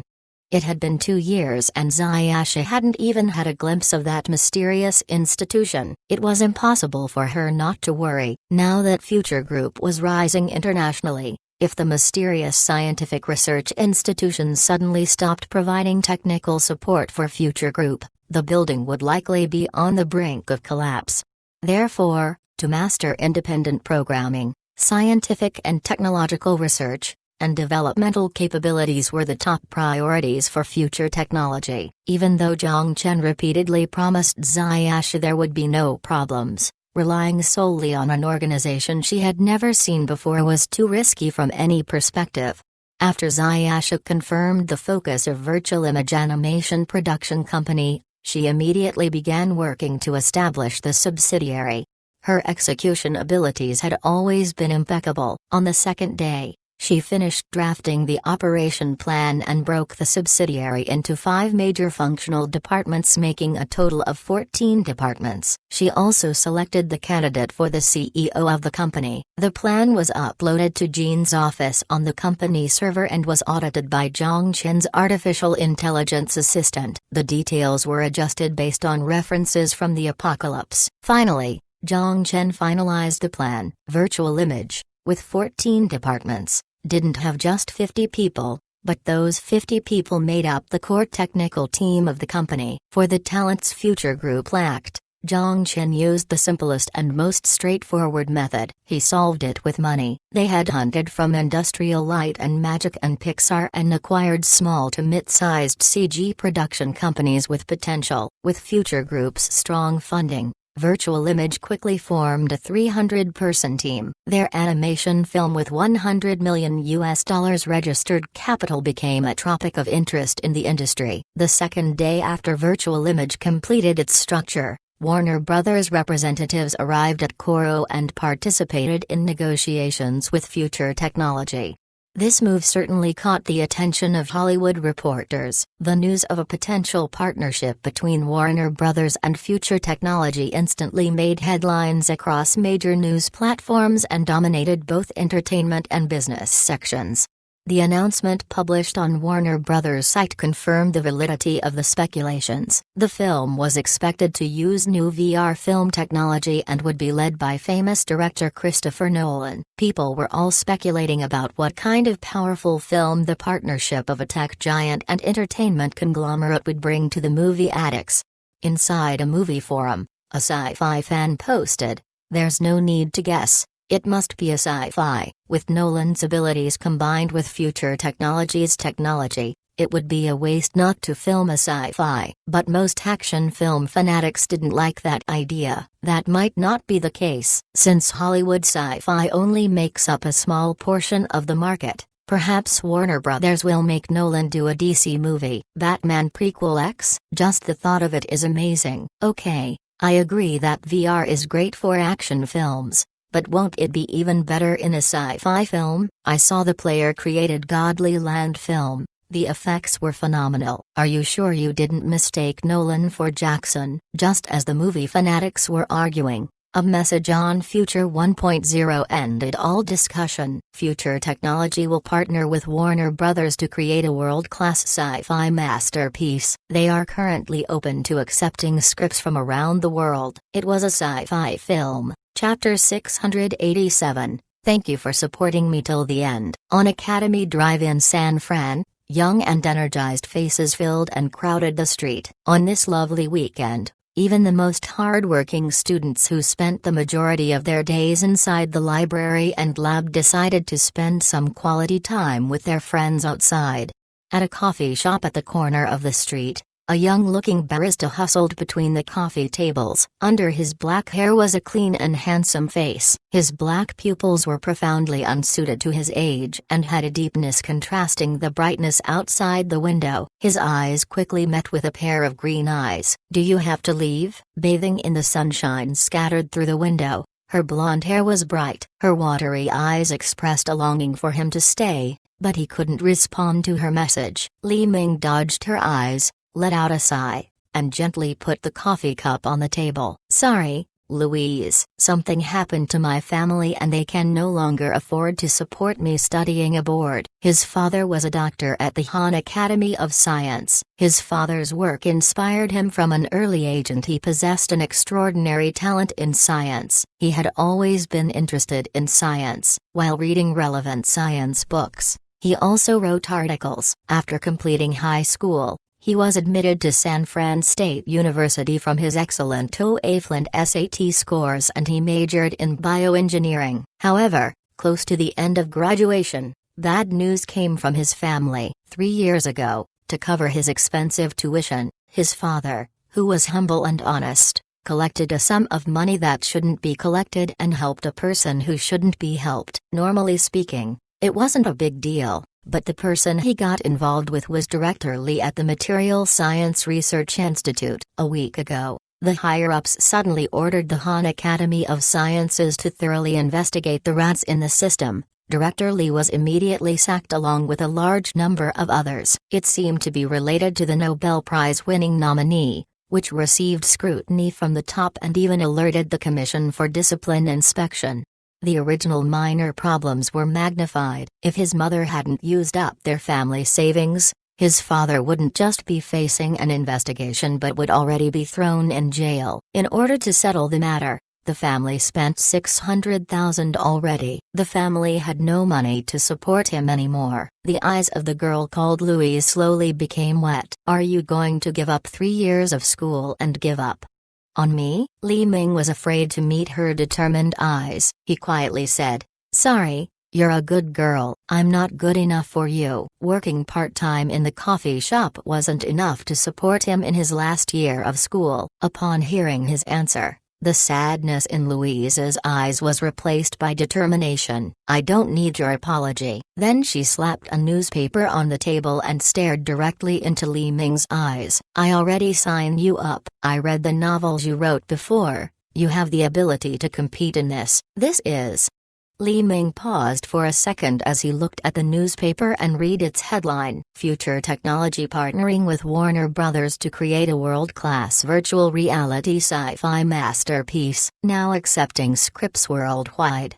Greater than. But what attracted him wasn't the headline. It was the following sentences: Submission of languages is limited to Chinese and English. Genre limited to science fiction. The contest will select 10 works. Future Technology will sign with the 10 winners and pay $1 million to purchase their adaptation rights. If the work hasn't been published, Future Technology promises it will facilitate its publication. The deadline for submission is within 1 week with an unlimited number of words. Works that have been published are not excluded as long as proof of copyright is provided. Interested parties can submit their scripts on Future Technology's official site. Greater than $1 million. If I have this money. Li Ming was moved by the opportunity, but he then shook his head. With such an attractive price, all the sci-fi authors around the world would try for it. He was just a casual writer. While he shared his work on sci-fi forums before, and although he had published his work in magazines back home, he had no courage to compete in this world-class competition. Even if he did submit his work, it would be forgotten in the flood of submissions. "Are you just going to give up?" Louise gazed at him. "This isn't about giving up or not. Rather than gambling on the probability, it was better to buy the lottery." "So you're not willing to even try?" Her voice smashed the hesitation in Li Ming's chest. "That's right. Am I afraid to even try now? I arrogantly said that I want to become a world-famous writer, have my work translated into 12 languages, and stand proudly atop the Hugo Awards podium. Now, however, an opportunity is in front of me, and in the face of an opportunity that may change my destiny, I don't have the courage to reach for it." Louise watched him. She held his hand and gave him the courage through her warmth. "I saw your novel. It was the first time I was fascinated by science fiction. You know, I never read those types of stories before." "Thank you." Looking back at her encouraging eyes, Li Ming's eyes no longer had any hesitation. A bright expression returned to his face and he dropped the tray in his arms. "Go now. I'll tell your boss that you quit." Li Ming nodded sincerely and ran out. He only had 1 week, so every second was valuable. After he dashed back to his apartment, he slammed the door shut and locked himself in the small room. He dragged out a paper box from under his bed that held countless scripts he wrote before. There were short stories and long publications. He opened his computer, forced himself to enter the zone in the shortest amount of time, and placed the scripts in front of him. He knew if he submitted a casual script to the contest, he had no chance of winning at all. But were these scripts useless? No. It was because of these scripts that his perspective on sci-fi was consolidated. Every single word contained within these scripts were written with his heart. Just like the bricks that built the skyscraper in his heart. In that week, he locked himself in his room. Aside from going to the washroom and eating, He didn't leave his room at all. His fingers typed furiously on his keyboard, leaving shadows behind. Without any other thought in his mind, he felt his mind was flowing. The scenes appeared in his stories before. Now he just needed to piece them together into a complete picture, and gamble on his destiny. Finally, when the seventh ray of sunshine scattered through the blinds, he typed the last period, looked up with his panda-like eyes, and stared at the clock on the wall. 5 hours left before the deadline. He did it. He copied and pasted the story before he clicked submit. 300,000 words in a week far exceeded his limits, but when he managed to complete this feat, he only felt calm and at peace. Name, time curtain. Submission completed. Regardless of the outcome, he already exerted all his efforts. He just wanted to turn off the light and sleep. But before he could walk to the bed, he dozed off on the table. 2 weeks of dreadful waiting. Finally, he received an email from Future Technology. With inexplicable uncomplicated emotions, he clicked on the email with trembling fingers. When he saw the first line of words on the email, his heartbeat stopped. Congratulations, your novel has been selected. Out of 170,281 submissions, your work has been chosen. Please feel proud of yourself.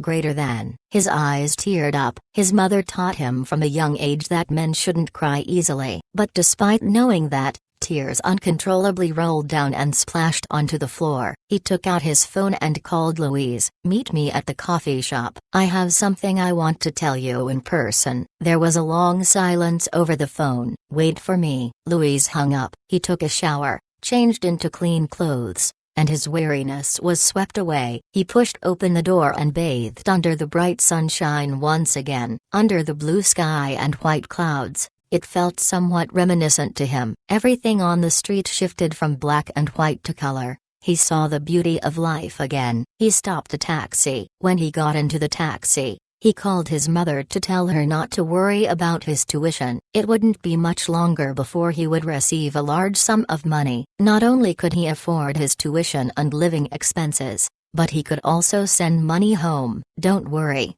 It wasn't unclean money. It was my reward. The taxi stopped at the coffee shop. The moment he got out of the car, he saw a youthful and beautiful figure. Louise hopped on him and buried herself in his arms. Don't say anything. If you have to leave, I'll go with you. No, no need. Li Ming shook his head as he stared into her eyes. Why? Louise's eyes were immediately filled with tears of sorrow, because suddenly, his face was covered with a beautiful smile. I won. The two tightly embraced each other. Tears rolled down, but they weren't out of sorrow. Thank you. Thank you for supporting me till the end. You bastard, I thought. Louise punched him tearfully. Li Ming let her tears and fists hit him on the chest. Tears also rolled down his face, but he was smiling. Future Technology invited us to the signing and ceremony on Coral Island. They'll provide us with the tickets. Louise, will you go with me? Yes, I will. Chapter 688. Time curtain. Future Technology's allure was indeed unprecedented. The company received 170,281 scripts, which were equivalent to the listings on some web novel sites. Of course, it wasn't just Future Technology's name. The 1 million in prizes also played a role. The massive number of documents meant it was impossible to manually complete the review process. It was time for Zhang Chen's assistant. For Jean, there was no inherent difference between 170,281 and 1782. The computation speed of the quantum computer could read through billions of words in an instant. The only problematic thing was that because she was just intermediate artificial intelligence, while she had the ability to think, she didn't possess any human emotions. Without emotions, she obviously wouldn't understand the beauty hidden inside the words, and it would be impossible for her to rate the submissions. She could only filter the text based on the settings Zhang Chen set. Anything less than 100,000 words were eliminated. It was too difficult to rewrite that into a script with a plot that could fill a 3-hour film. Works over 1 million words were also removed. He was planning to make a movie, not a drama series. Works with more than 50 grammatical errors, awkward logic, and obvious plot holes were among the factors considered. Only a few thousand works remained after that. Of course, there might have been gold dusted out along with the sand, but the quality of the remaining works would definitely be of higher quality. The first round of selections took 5 seconds, but the second round took 2 weeks. With Nolan's lead, Warner Brothers employees began to manually review the English. Chinese works were the responsibility of Future Group. In order to be fair and open, Warner Brothers invited the World Science Fiction Association, which was the sponsor of the Hugo Awards, to participate in the selection process. Of course, the opinions of the judges were only for reference and did not have a direct impact on the results of the selection process. After 2 weeks of selection, finally, after much anticipation, Future Technology and Warner Brothers jointly announced their winners on the official website. All winners would be reimbursed for their airfare expenses to attend a grand awards ceremony on Coral Island and sign with Future Technology. At the end of the ceremony, Zhang Chen went to see Nolan. A total of 10 works were selected, but they still needed to discuss to select the top work. The entire event costed a total of $15 million to select the right screenplay. Future Technology's willingness to invest certainly made Mr. Nolan feel immense pressure. When they met, he said, "If we were just trying to create hype, didn't we invest too much? But from the results, our reward is satisfying, isn't it?" Zhang Chen smiled. Nolan revealed a helpless expression. "I can't disagree on that point, and on that point alone. In all the works submitted to Future Technology, there were pieces of some emerging writers as well as some novels that had been popular for a long time and had a high demand for an adaptation. Obviously, it wasn't only fans of science fiction films but science fiction writers' enthusiasm for this open contest was also frivolous." As they went through the list from the top, Zhang Chen exchanged opinions with Nolan, one by one. "What about Civilization by Ian M. Banks, the most famous space opera science fiction in the 1980s? It's too difficult to adapt a series of novels." Nolan shrugged bluntly. "Then what about The Dust in God's Eyes?" Larry Niven's story of the first contact between humans and extraterrestrial intelligent creatures is very interesting. The expedition team, composed of naval officers and soldiers, and businessmen and scientists, was also exciting. Their approach of, in the case of contact with non-human intelligent creatures, we must assume the other side is hostile is also quite interesting. That book is on my short list." Nolan laughed. "Haha, can you tell me about the lucky ones on your list? In addition to this, there's The Fire on the Abyss. I used to discuss the possibility of adapting this science fiction masterpiece with my younger brother Jonathan, but we finally decided we couldn't film this.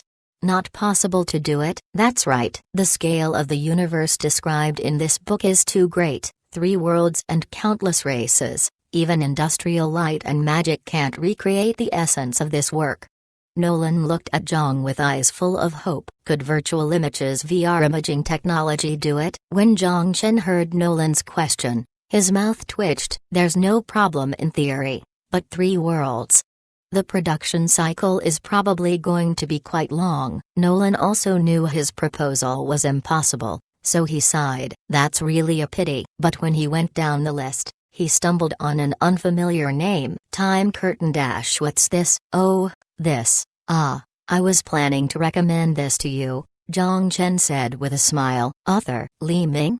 Christopher furrowed his brows as he had never heard of the name. Although the works weren't rigidly attached to the author's names, since he never heard this name before, he instinctively donned his tinted glasses.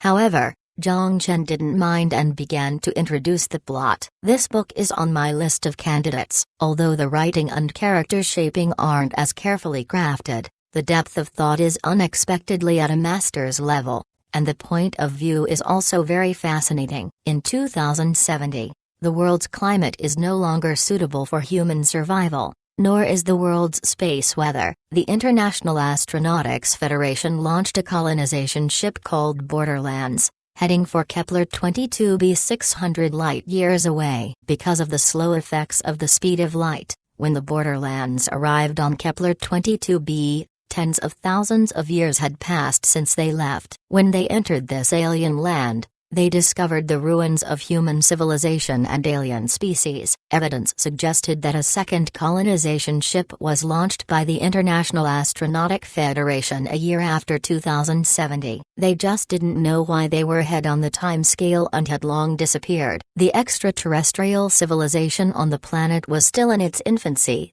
But whether it was indigenous peoples who were enlightened by the remnants of human civilization or those who came from Earth themselves wasn't known. What was even more interesting are the later stories. The conflicts and suspense are carefully orchestrated. I won't spoil things for you. You should read it yourself. Just from your description, this story is certainly interesting. But how did you pick this book out of so many works?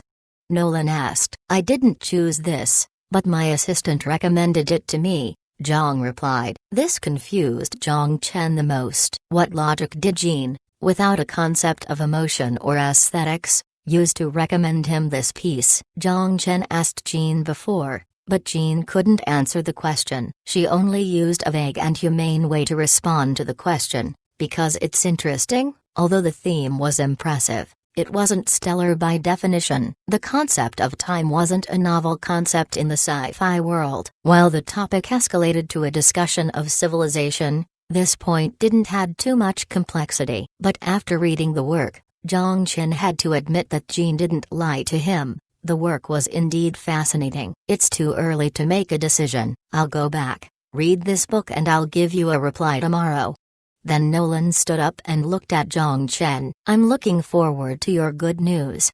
Zhang Chen smiled. Nolan raised his eyebrows and jokingly whispered, I've always been picky with the script. Believe me, you'll love it. Chapter 689, An Unexpected Visitor. It wasn't until 3 days later that Nolan gave Zhang Chen a reply. I made my decision. Jonathan and I both felt the novel is spectacular. And he's already begun adapting the script. It's incredible that an unknown author could actually write such an amazing piece. Jonathan was Christopher's younger brother, but he also a well-known Hollywood screenwriter. The movie Memento, directed by Christopher, was based on the short story Memento Mori, written by Jonathan. In 2002, Jonathan also won the 74th Academy Awards Best Original Screenwriter due to the movie. The adaptations of the script and his brother's film had a common denominator: dark themes. Incredibly dark and depressing themes. Whether it was Dark Knight or Interstellar,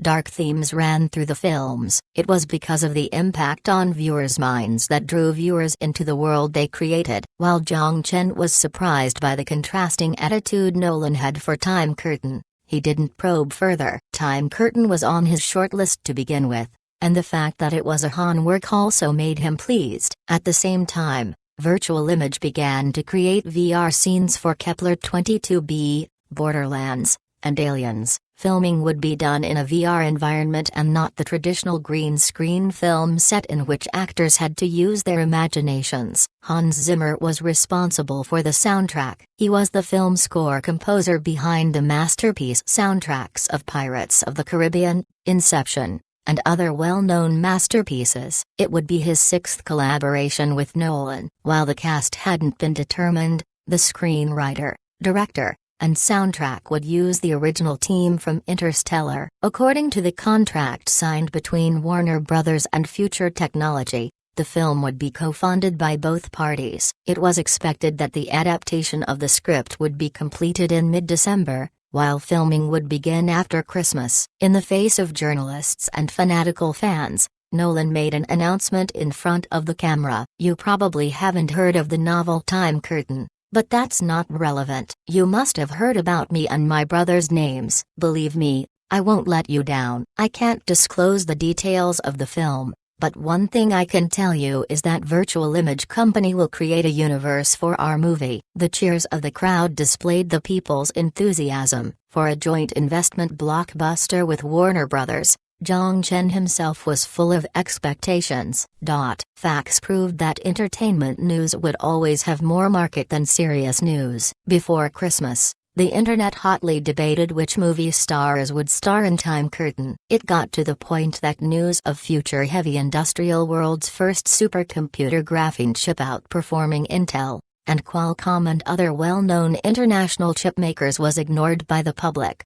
Perhaps the media and public were already accustomed to incredible outcomes from Future Group, so it was no surprise they were leading the graphene chip race. Production quietly started, with the first batch of 100,000 Ultra chips fitted onto the shipping vessel headed for the port of Wanghai.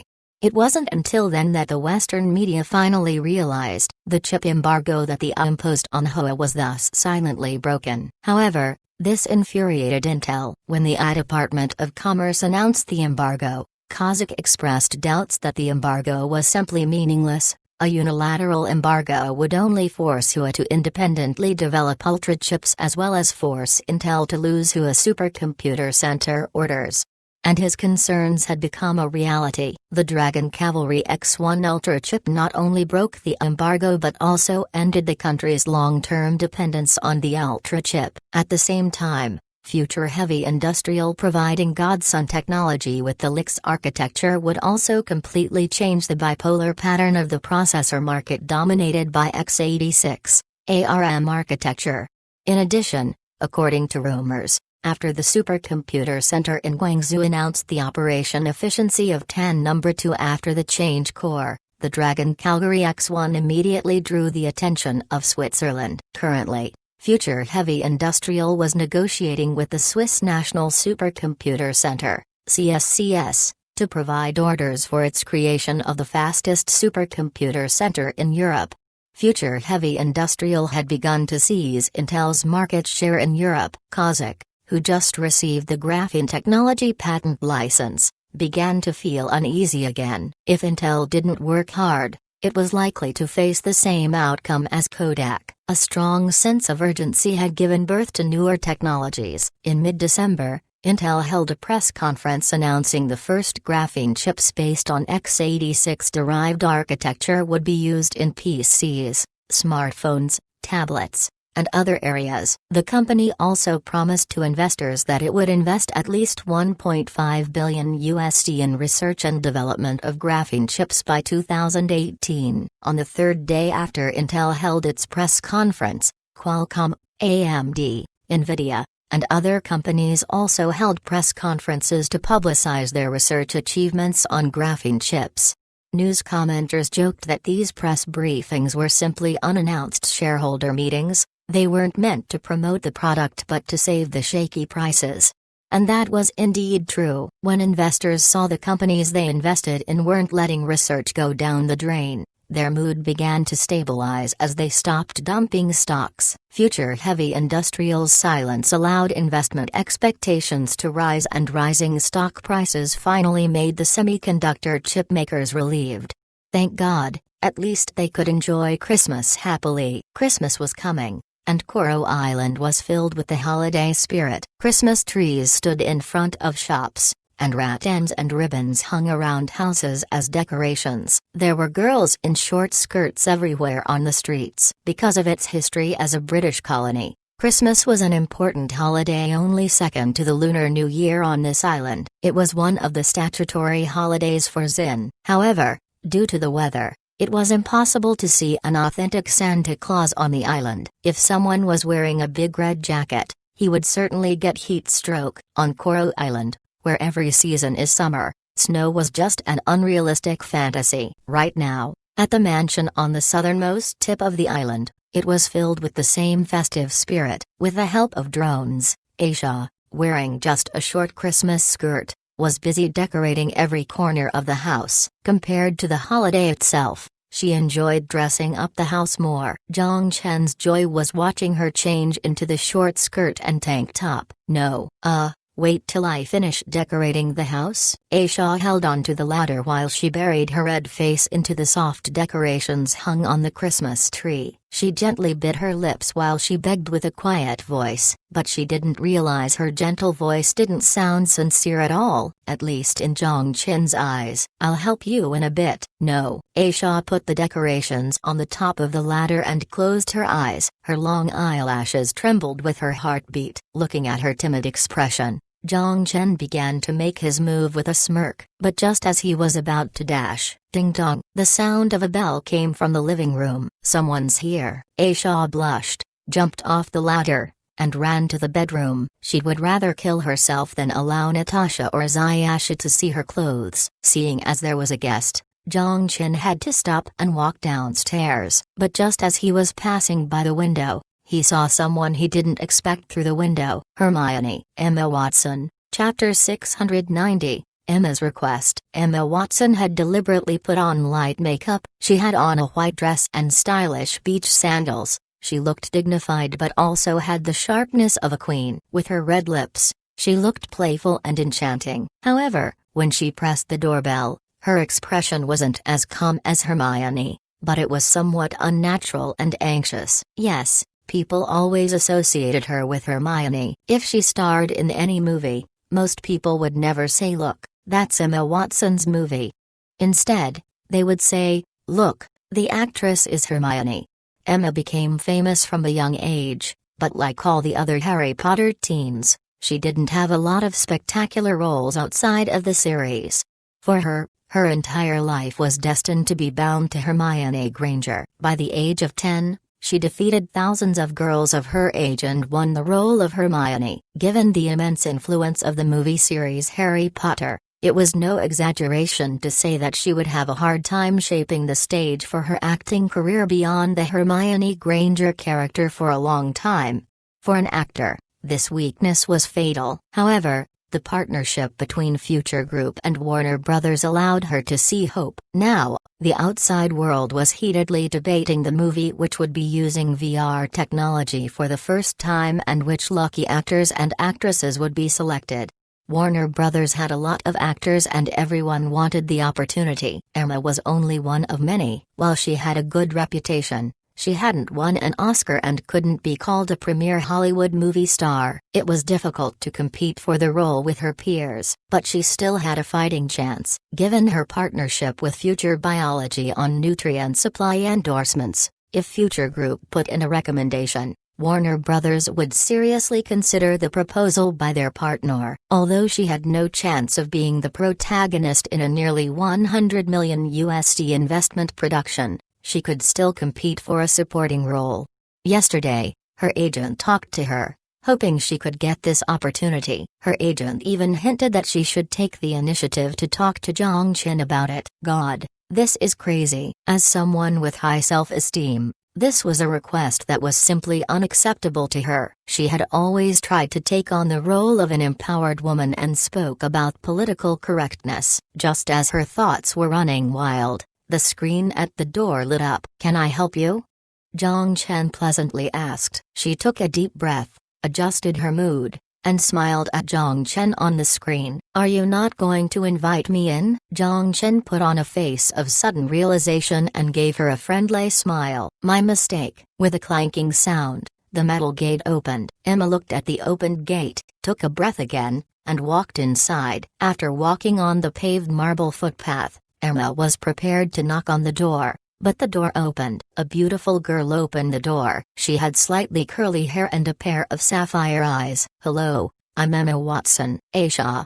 The girl blinked her eyes. After she introduced myself, she turned around. "Please come with me. Master will be waiting in the living room." Although she had met Zhang Chen at the party and knew about his easygoing character, she felt a little nervous sitting on the couch across from him.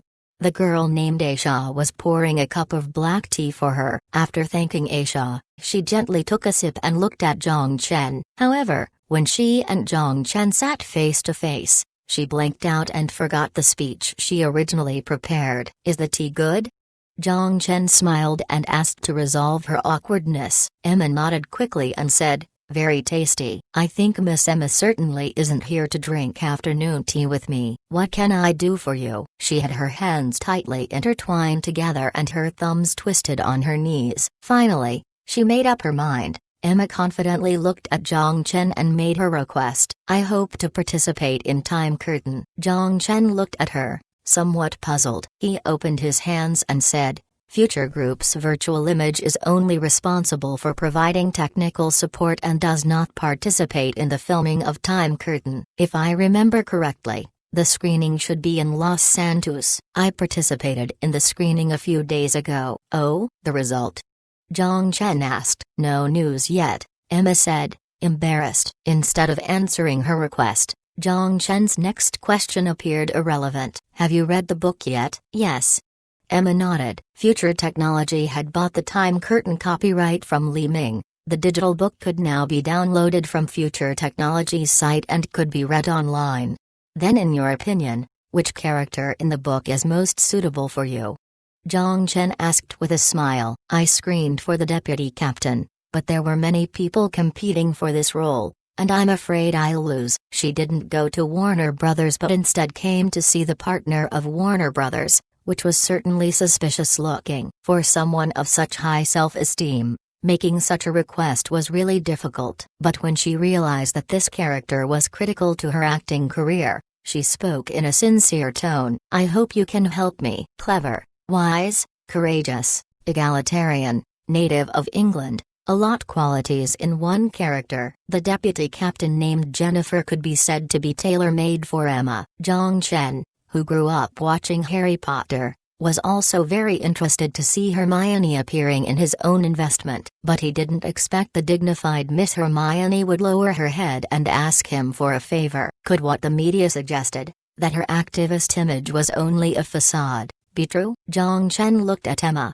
intrigued. Don't be mistaken. He had no ill thoughts, he was just being playful. How do you want me to help you? Emma's pretty face turned a dark red, and even her eyes tensed up. I? Zhang Chen knowingly asked. I want you to help me convince Nolan to select me to take the role of deputy captain in the film.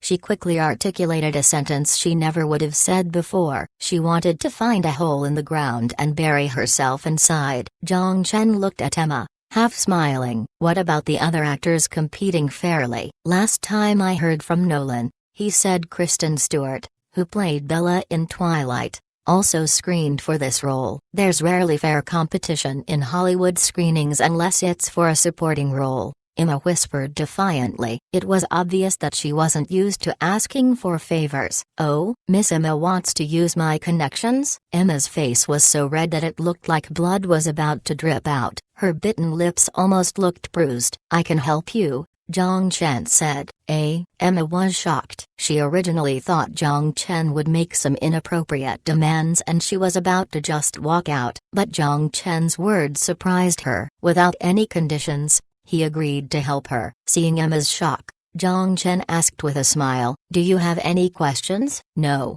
Emma shook her head quickly. After a short pause, she whispered, thank you. No problem. Zhang Chen smiled. Since you signed a long-term endorsement deal with Future Biology, increasing your influence will also help us, and I'm personally looking forward to your performance. Her anxiety and tension suddenly disappeared. A confident smile returned to Emma's face. I won't let you down. From her pressing the doorbell till now, it was the first time Zhang Chen was able to see a shadow of Hermione. When Emma left, Zhang Chen saw Aisha looking at him intriguingly. He tousled her hair. What are you thinking? That's strange. Aisha tilted her head while she enjoyed Zhang Chen's massage. Strange? You didn't make any demands. Am I that type of person?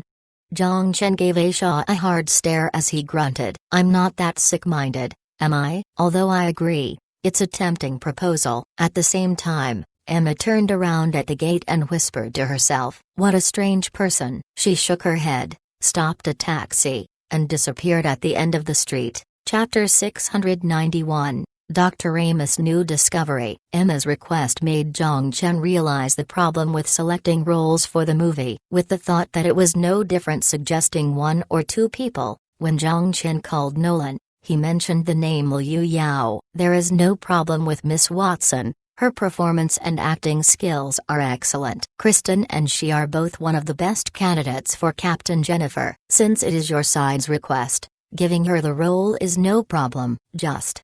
Who is Liu Yao? Nolan frowned. It's my friend. If it is convenient, just give her a minor role. Does she have experience in acting? Nolan worriedly asked. Don't worry, she is quite famous in Han. Her acting skills are great. Then no problem. We'll provide her with a screening opportunity. But if she is not selected, it's okay if she is not selected, just give her a screening opportunity. If she doesn't fit, Just replace her with someone else. No need to be concerned of my side, Zhang Chen said. Nolan nodded. He was mostly worried about Zhang Chen forcefully demanding a role for her. It would be unpleasant for both sides if he had to change the person. Therefore, he warned Zhang Chen beforehand. I'm very picky about my role selection. Tell her to be prepared. No problem. Zhang Chen hung up the phone before he called Liu Yao. Hello? Do you miss me? I miss you so much. Why did you remember to call me? Liu Yao said joyfully. I can't call you if I don't have anything to do?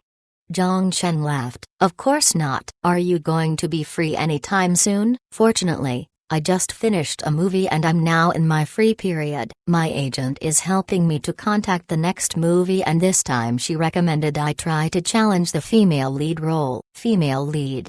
Ah. Pity. Zhang Chen regretfully said. I helped you contact a movie, but unfortunately is only a supporting role. Forget about it. Liu Yao paused for a moment. A supporting role? Wait. Which movie is it? I think the name is Time Curtain. Time Curtain? Liu Yao's astonishment. Of course she had heard the name before. It was the movie co-filmed by Warner Brothers and Future Technology. The film was based on a novel by a Han writer. Any novel who received international awards would be highly portrayed in the country. Participating in this film will without a doubt help her acting career greatly. She just didn't think Zhang Chen would remember her for such an important movie. I'm only a mistress. Are you not interested? Then I will give the role to someone else. Hello. Screw you. Don't bully me. Tears rolled down to her smiling lips. She rubbed her eyes and coyly said. The voice was trembling because of her emotions. Haha, I will stop teasing you. I already mentioned this to the director. Go buy a ticket to Los Santos and go screen at Warner Brothers. I love you so much. Muah. Don't be so happy yet. I'm only here to provide the opportunity. It is up to you to see if you can grasp onto the opportunity. Zhang Chen smiled. Nolan is very picky with the acting of his cast. It is ultimately up to you to see if you can become a world-class premier movie star. Although Liu Yao became popular in Ma Dongmai's Brother a year ago, her popularity remained domestic. As a star that just entered the scene, her international presence was minimal. It was a great opportunity for her to enter Hollywood through Time Curtain. It was up to herself to see how well she could act in the supporting role. Movie-related tasks were put aside for now. During the afternoon, Dr. Amos called and invited Zhang Chen to his lab stating he wanted to display his newest research achievement. Arriving at Future Building, Zhang Chen took the elevator to the first floor. Dr. Amos' daughter opened the door for him. That blonde Lily afraid of strangers. But this time she didn't just run back to her father and instead, took him to the lab. Perhaps because Zhang Chen often visited, she was used to the uncle. If Zhang Chen knew that the Lily already viewed him as an uncle, he would certainly have a mixture of emotions. When Zhang Chen pushed open the door, he saw Dr. Amos working on the back of a robot's brain with a precise welding torch. Amos, who sensed Zhang Chen's presence, didn't turn his head. He closed the torch and connected the wires to the head before he started to ramble. Whoever invented the graphene chip is a genius. I installed Dragon Cavalry X1 on the robot. Take a guess what happened? Million. Go back to your room. The little Lily nodded sensibly. She threw her squirrel tail-like ponytails and ran outside of the lab. Zhang Chen examined the layout of the lab before he focused on the robot brain on the table. What happened? Amos typed on the keyboard and inputted a few commands on the computer. An even more powerful robot. Can I interpret you as saying bullshit?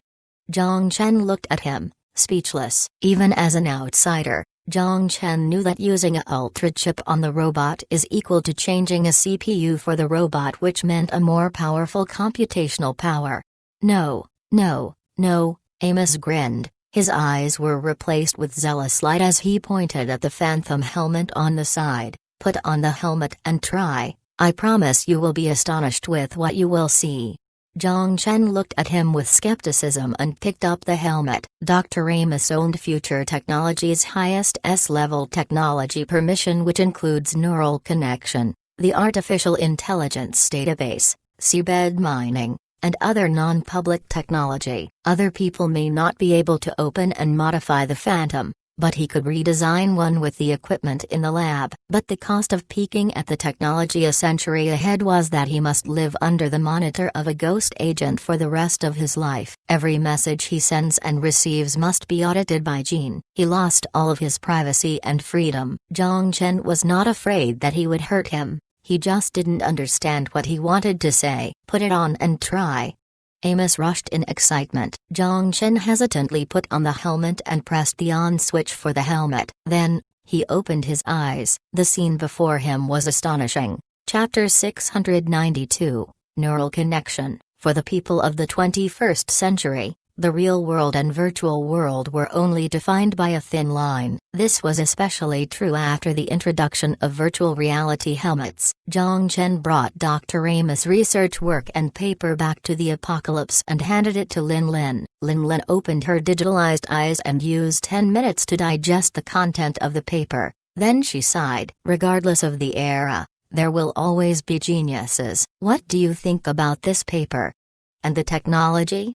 Zhang Chen asked. It's perfect. Even Lin Lin, who did not have the most humble attitude, praised the technology. As to what happened when Zhang Chen put on the helmet, let's set the time back by 2 hours. Zhang Chen opened his eyes. No, precisely speaking, the robot's head on the table opened its eyes. He saw Dr. Amos, himself with the helmet, the mirror in front of him, and himself in the mirror. Neural connection, and the more advanced spiritual connection. Don't you think it is fascinating? God, I feel like I'm a wizard from the Middle Age that could implant a person's soul into a doll. This is truly fascinating.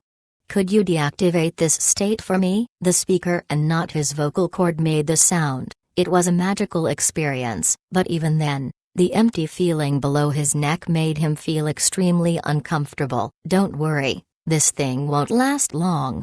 Amos opened his hands and shrugged. The voice died down and Zhang Chen's vision was cut out with his consciousness returning to his body. He took off the helmet on his head. He threw the helmet aside and immediately asked, "What is going on here?" Because of the large amount of data that must be processed, even Dragon Cavalry X1 could only last half a minute. I considered using my design to increase the efficiency of the processing, but it is not my field of expertise. Perhaps it is more feasible to simplify the code of the operating system to increase the efficiency.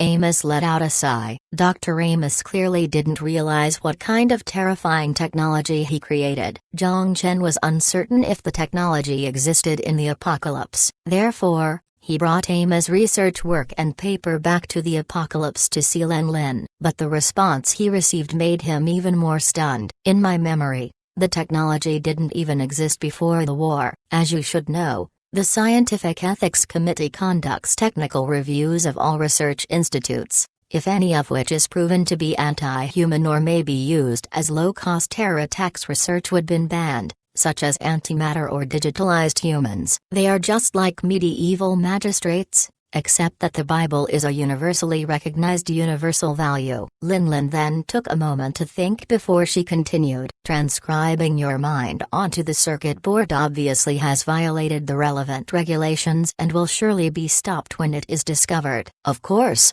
this is not absolute. My father, for example, started with support from a PAC consortium and started an inhumane research project. Perhaps it might be stored in a non-public lab. According to Lin Lin's introduction, the principle of Dr. Amos's research results was actually very simple. Most phantom helmets used Zin's quantum computer as processor with itself only as a modem for both neural and electrical signals. In theory, as long one gained the access right to change the helmet operating system, it is not impossible to use other supercomputers as a server. Based on this theory, Dr. Amos used the chip of the robot to act as the server for the Phantom helmet. The Phantom will read the signal sent out by the human brain and return to the Ultra chip on the robot's brain while accepting the feedback from the chip and sending back to the human brain.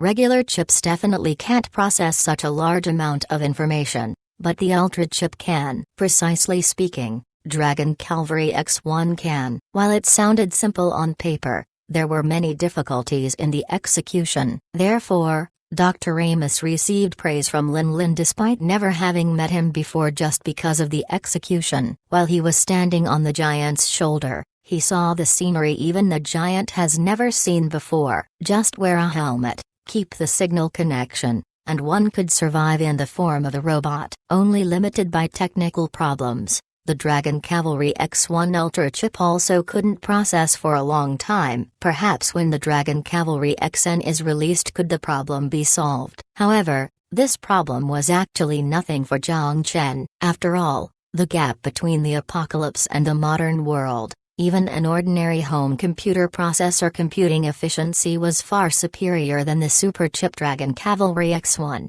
Did Zhang Chen know clearly the implication of this technology? Disabilities, aging, and terminally ill people could wear their helmets or put their brains more directly into the culture tank as long as their brains are intact and live in this world with their digitalized bodies. As long as the signal is good, people who are physically deficient can even be healthier than normal people. High-risk, high-intensity work can be done by the robot, but the direct manipulation of the human brain makes the robot equipped with human resilience and creativity. Robots that connect their mind to their circuit boards will have a much broader application prospect than robots that are good at repetitive operations.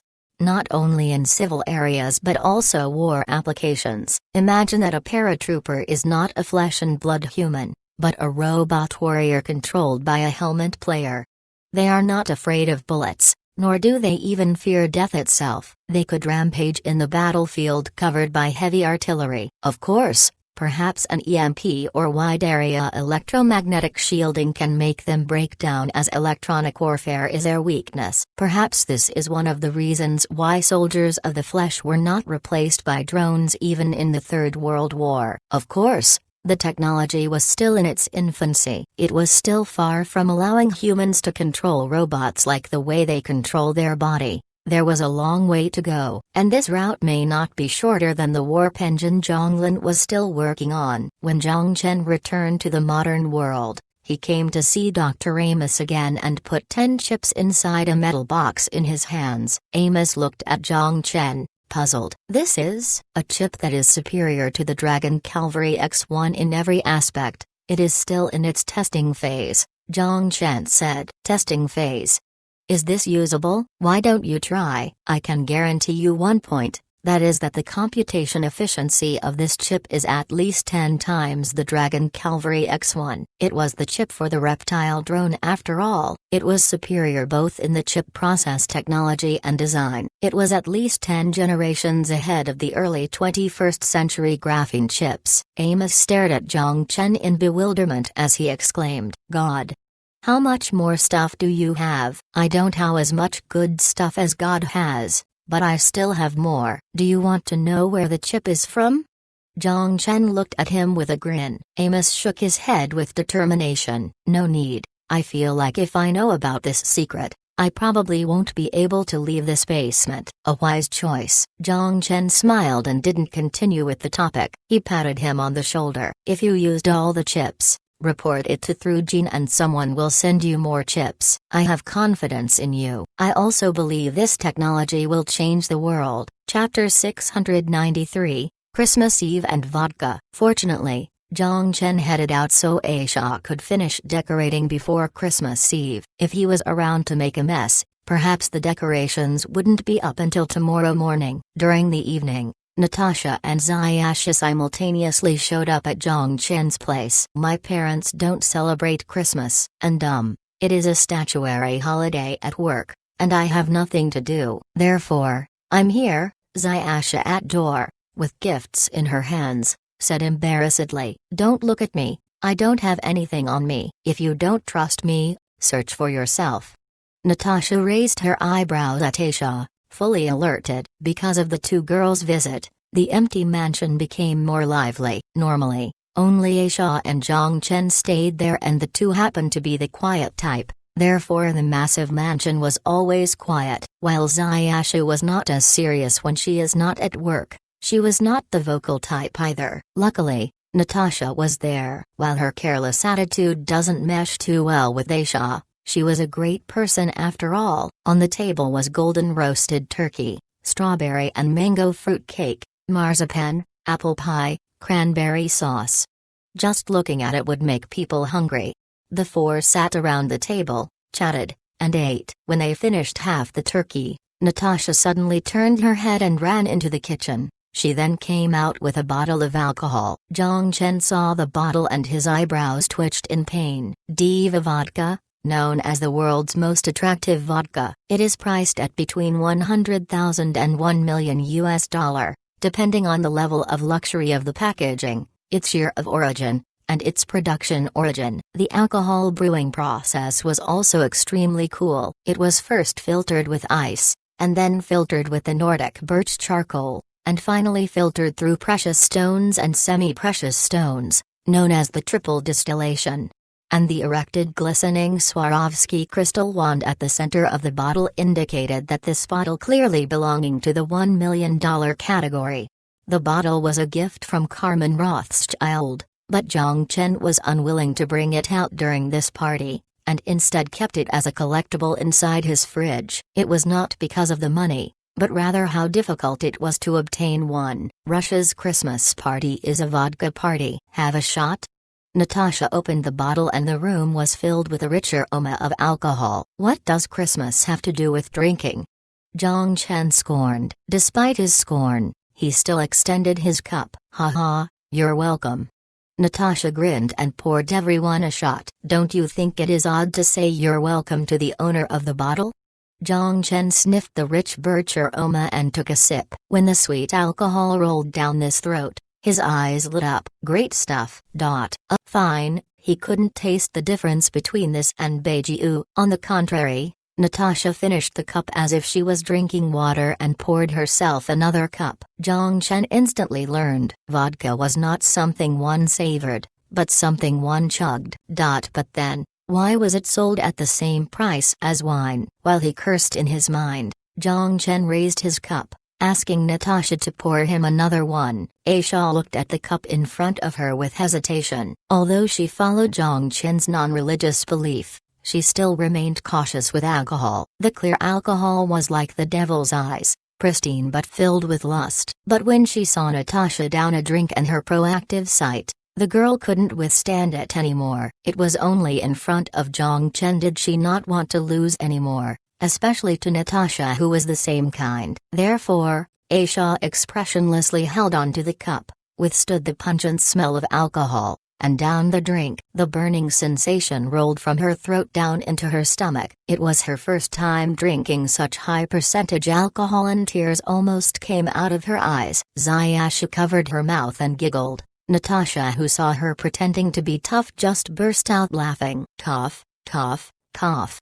Natasha couldn't hold it down anymore. She held her burning throat and ran to the kitchen. Zhang Chen stared at Natasha while the latter just pretended to be innocent while rolling her eyes. She didn't look apologetic at all. When Aisha returned to the table, she didn't touch the alcohol anymore. Regardless of how Natasha provoked her, she just ignored her. Everyone has their weaknesses. The small interruption didn't interfere with the mood at the table, or rather, it made the four closer. The saying that three women make for a great show seems true, and it was the first time Zhang Chen witnessed it. Even the quiet Aisha and the standoffish Zayasha began to make conservation under the atmosphere. They surprisingly shared a similar interest, clothes. Unfortunately, Zhang Chen didn't know anything about this at all. Therefore, he dumbfounded realized that he was the outcast, unable to join their conversation. But since he was drinking while watching three beauties chat, it was a delightful experience. Natasha had the most fun drinking. After a few shots of vodka,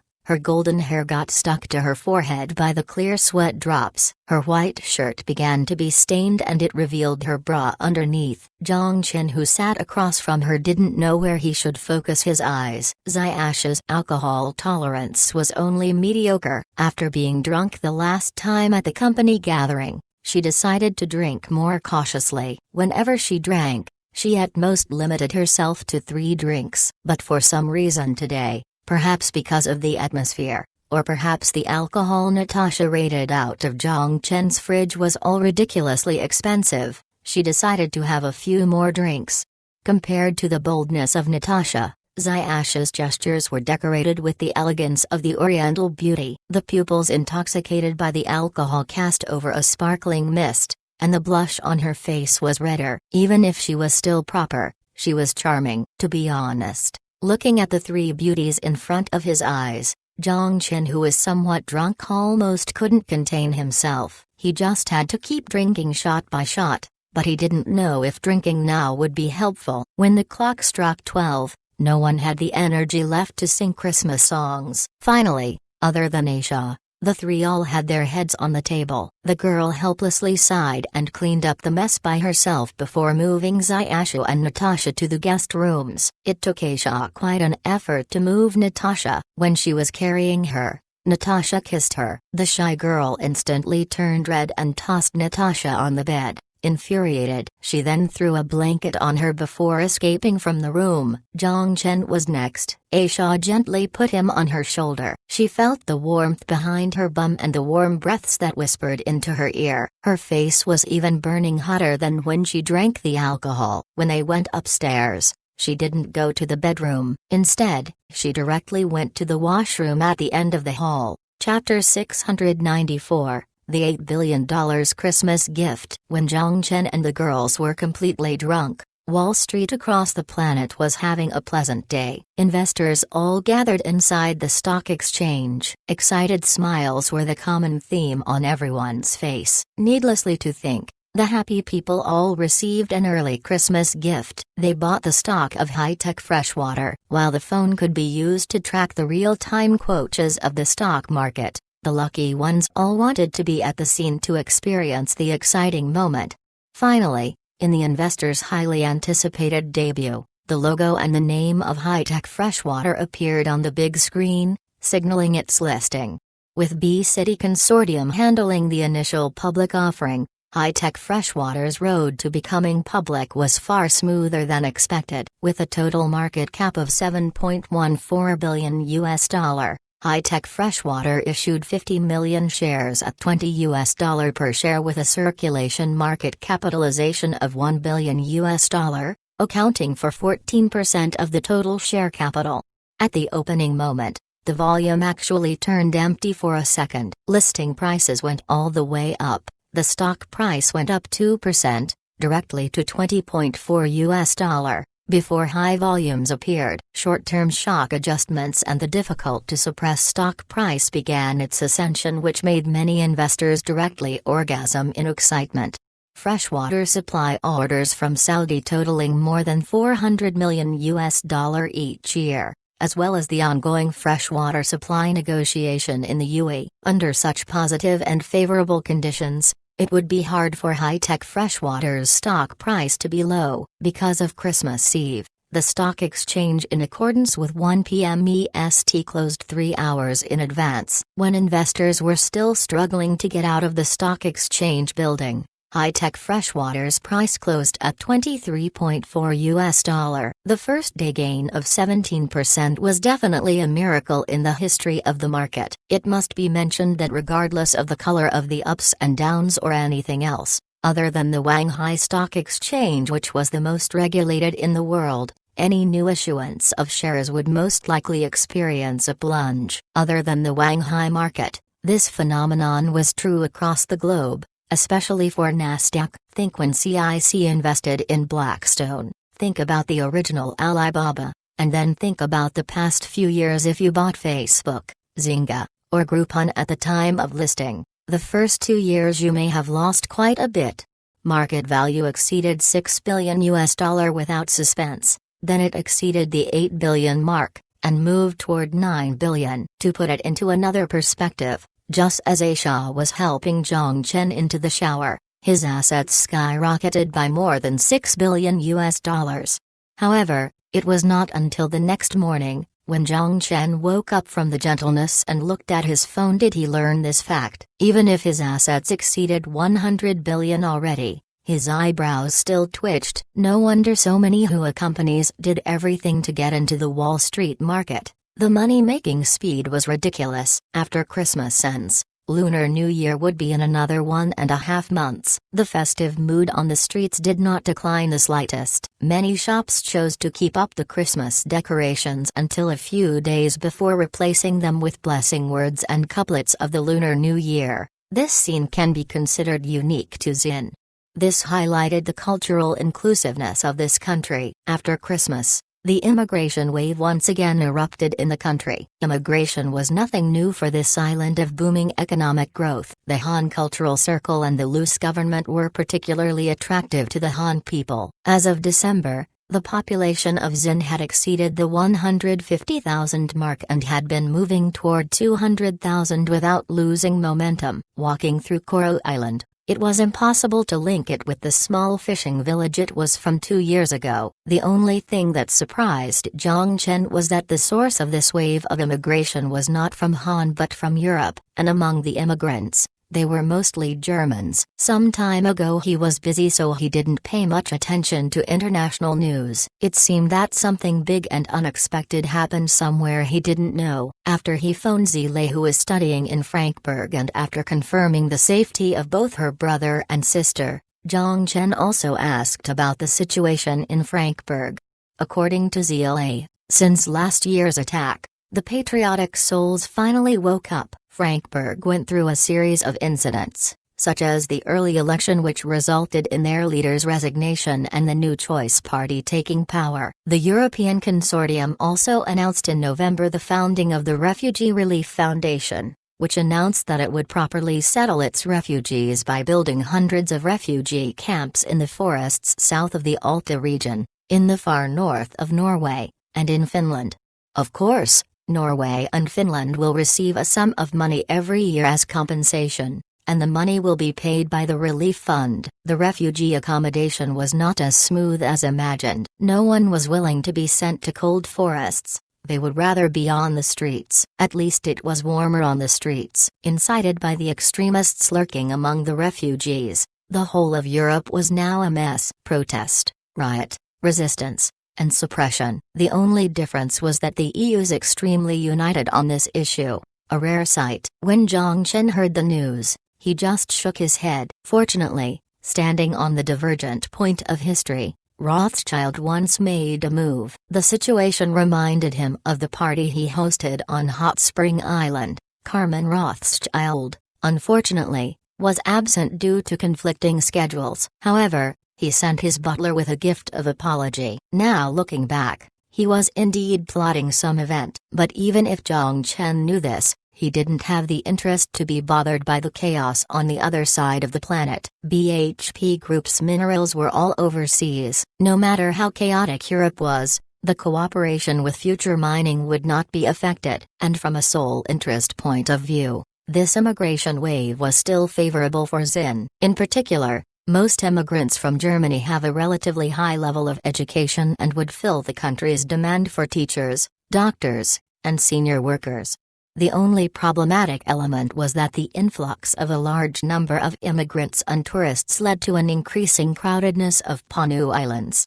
Although the urbanization in the recent 2 years had improved the problem of residential land shortages, with the continuous influx of immigrants, how to change more high-density residential areas without sacrificing ecological landscape had become a headache for urban construction agencies.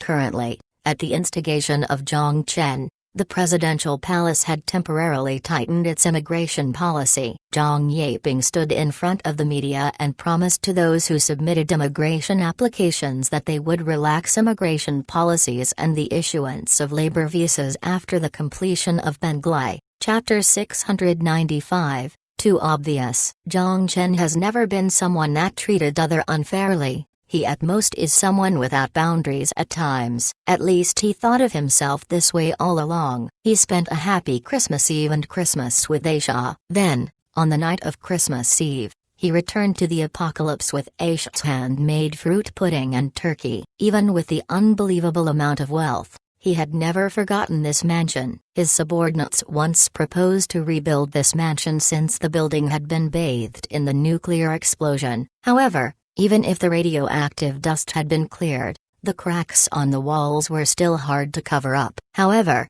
Zhang Chen decisively rejected the idea. For him, this place offered a lot more sentimental value. It was not just a place for sleeping. It's so delicious. How is this made? The perfect blend of mango and strawberry flavor. This is amazing.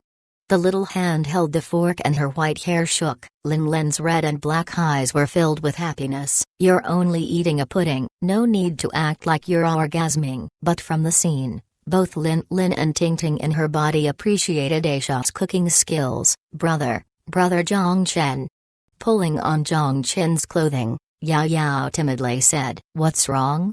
Zhang Chen looked at Yao Yao with a smile and asked, That girl named Aisha, is her cooking skills better than mine?" Yao Yao asked a difficult question to answer, just like girls who always loved to ask, who is prettier, her or me? It was the same for this question, whose cooking is better? It seemed Zhang Chen could only say that each person has her advantages and disadvantages. However, of course, he wasn't going to say the foolish truth. Of course Yao Yao's is better. Zhang Chen used his hand and rubbed the little girl's head with a smile. Yao Yao's cooking is the best. It was a reaction Zhang Chen didn't expect, as Yao Yao didn't respond with a smile, but instead, she started to blush. Although the joy could be seen in her big eyes, Zhang Chen thought something felt odd. Sun Ziru was still grinning when she elegantly sent the soft pudding into her even softer lips. "Sister, a powerful enemy has appeared." Is sister not jealous? Sun Ziru turned her head and looked at Sun Zhao, who was busy working on the turkey. "Humphrey, I'm already used to how perverted this guy is." Then, Sun Zhao gave Zhang Chen a dirty stare. Even with the stare, Ziru on the side could still read the gentleness hidden in her sister's eyes. After the delicious dinner, havoc filled the table. When Zhang Chen cleaned up with the girls, it was already getting late. Yao Yao and Lin went to shower and rest, but Zhang Chen's Christmas Eve with Sun Zhao and Ziru had just begun. When Zhang Chen returned to the modern world, it was already the second day after Christmas. Carson Loki called him to congratulate him on the successful public offering of high-tech freshwater. "Congratulations, Mr. Zhang Chen. Your assets under your name ballooned once again. I wish you a Merry Christmas on behalf of all the Wall Street investors." The call should have arrived 2 days ago, but Zhang Chen didn't manage to pick up then, as he was in the apocalypse. "Thank you," Zhang Chen pleasantly responded. "If you have any plans to IPO your subsidiaries, please contact us." Haha, yes, if there is any. Zhang Chen selectively ignored Carson's attempt to gain information from him. While the City Consortium was an ally, Zhang Chen never considered them to be the trustworthy type. The high valuation of the company meant that there must be institutions pushing for the price, and the institution most likely to do that was B City Consortium, and there were 2 reasons why. 1 was because of the shares held by Carson Loki. 2 was because B City Consortium wanted to promise a giant cake to convince Future Group to be cake chefs together and bring more cakes to the stock exchange. The more subsidiaries that go public in the more there are to gain by B City Consortium, and the more assured the capital would feel toward Future Group. But Carson's expectation was destined to fall short. The subsidiary going public did make Future Group taste the sweetness, but it was not sweet enough for Zhang Chen to completely faint from it. He must admit that public listings' one-time gains are really attractive, a second to earn money that could only be made in 20 years. But Zhang Chen never expected to rely on this to make money. High-tech freshwater going public was only a decision made after weighing the pros and cons. After all, the Gulf of Aden was next to Somalia, and Celestial Trade temporarily do not have the overseas troops to exert diplomatic influence. It was also unnecessary, for the B City Consortium and Wall Street's attempt. Zhang Chen could only describe it in 2 words. Too obvious. After hanging up the phone, Zhang Chen took a trip to New Moon Island. As the population of Koro Island surged, the number of employees in Celestial Trade expanded several times. The expansion of the business from pure military contractors to aerospace and telecommunications fields plagiarized Raytheon's development model. New Moon Island has the most powerful military force of Xin and was the strongest card in Zhang Chen's hands. From the initial scale of more than 100 people, it has now grown to 3,000. 1 in 5 of the employees were office and logistics personnel, and the remainder were war machines. When Zhang Chen stepped onto the island, Ivan was waiting for him at the port. Zhang Chen didn't make any stop and directly headed to the middle of the island. Lying there was a spacious warehouse and at the same time the entrance to New Moon Island's underground arsenal. The location was used to store weapons that must be kept confidential, such as the power armor. Since the Moro War and the undersea missile silo demonstration, an eye has grown above the head of New Moon Island. Zhang Chen simply collected the topographic data of New Moon Island and submitted it to the architects of the apocalypse. Their professional ability test was to design a reconstruction program, and then mobilize the engineering robots to carry out the underground arsenal expansion. The design would be based on the specifications of the fallout shelter. Zhang Chen not only brought the new equipment training ground down deep into the ground, but an L-shaped underwater harbor was also built that could allow submarines to dock. The waters around New Moon Island was shallow, but fortunately, there was a fault leading to the deep sea. Just on the fault's side walls, amphibious construction robots opened up an exit for small and medium-sized submarines such as the Water Droplet. The project, which took 5 months, was completed around October that year. At that time, Zhang Chen was in the apocalypse and did not visit after the completion of construction. Now, the underground training facilities have been put into operation, such as the power armor. Chapter 696, Level 4 Warning. The boss possessed many secrets. The longer he followed Zhang Chen, the more Ivan felt that way. His ability to occupy that position proved he is a smart man. His intelligence wasn't just mere cleverness and knowing a couple tricks, but rather, he was skilled and above all, he knew what to do and what not to do. Really smart people often didn't ask too many questions. In the bulletproof glass isolated training grounds, the big giant in steel armor carried out a series of tactical moves as instructed by the experimenter, including launching heat-seeking bombs, performing evasive emergency moves, releasing machine guns at targets, and so on.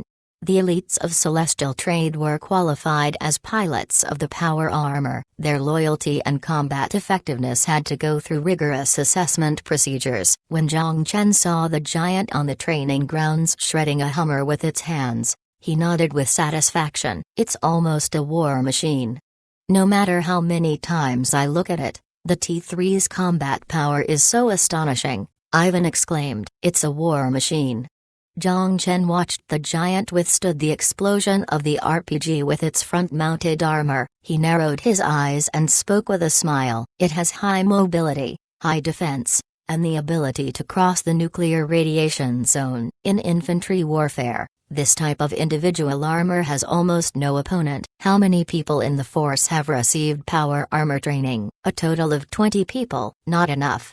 Zhang Chen shook his head. We need at least 100 people prepared. Go work on this and select 80 more people to receive the training. But there are only 5 power armors on the island, and even training is done in rotations. If we expand our numbers, we won't have the equipment to support it, Ivan said with a troubled look. Not to worry. Tomorrow, I'll make someone send 100 units over, Zhang Chen said casually. 100 units. Don't they have an extremely slow production time? Ivan said with shock. When he first started power armor training, he made an application to Zhang Chen and hoped to receive a few more power armors for the force. It was really troublesome for 4 people to use 1 unit for training. However, the application of equipment was rejected by Zhang Chen, stating that the output was too low. Now, Zhang Chen just promised to bring 100 units over, so how could Ivan not be shocked? Don't they have an extremely slow production time? The output can be changed, and now the output increased. Zhang Chen laughed. In the apocalypse, after conquering Hongcheng, Nak's commercial route to the heartland began to open. As the labor force and material input increased, productivity would naturally go up. The original monthly output of power armor was only 5-10 units, but it had now been raised to around 30. As the situation stabilized, the NAC didn't need so many power armors, but the orders hadn't stopped. This batch of extra units was naturally moved to the modern world by Zhang Chen. When Zhang Chen was ready to leave, Ivan suddenly asked, "Are there plans for military operations again?" "No, what happened?" Zhang Chen turned around to ask. "Seeing as you're expanding the force, I thought you are ready to fight again."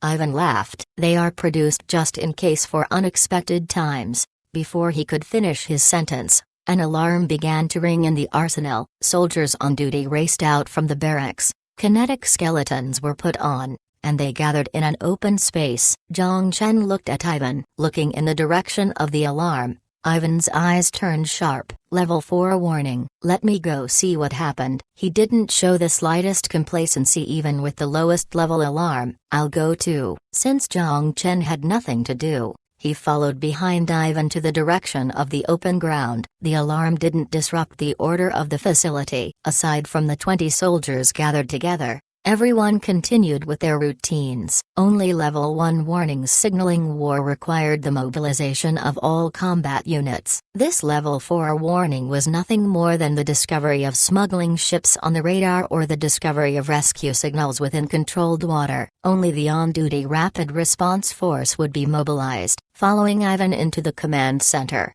the Chief of Staff briefly described the situation. 300 nautical miles north of the New Moon Island in public waters, we received a distress signal from a civil vessel, but it was quickly interrupted. The target area has no storms or other meteorological disasters. The target is suspected to have been captured by pirates. Rapid response forces have been prepared. Aurora 20 has taken off for the target waters, and Black Hawk helicopter will take off in 2 minutes. Live signal? Weak, Chief of Staff said solemnly.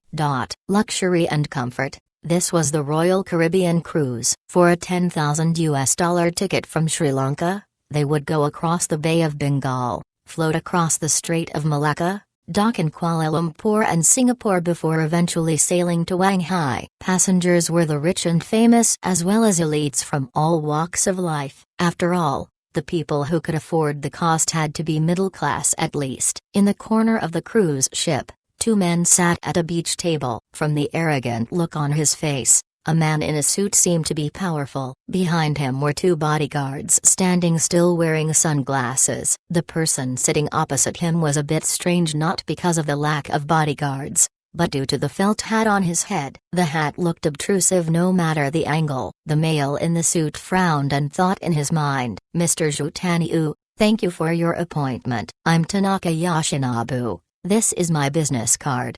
Tanaka smiled and handed over the card in his hand. Zhutanyu didn't take his business card. He eyed his bodyguard and the bodyguard took the business card. "People who know me know that I don't appreciate doing business while on vacation." Zhutanyu leaned in his chair and crossed his right leg on his left knee. "But I'm very interested in your proposal. I, however, am curious. 10 tons of salt? Can you really take it all?" The salt he referred to, of course, didn't refer to eating salt. It was a hallucinogen with a component of methadone known as bath salts. "Please rest assured, Mr. Zhu."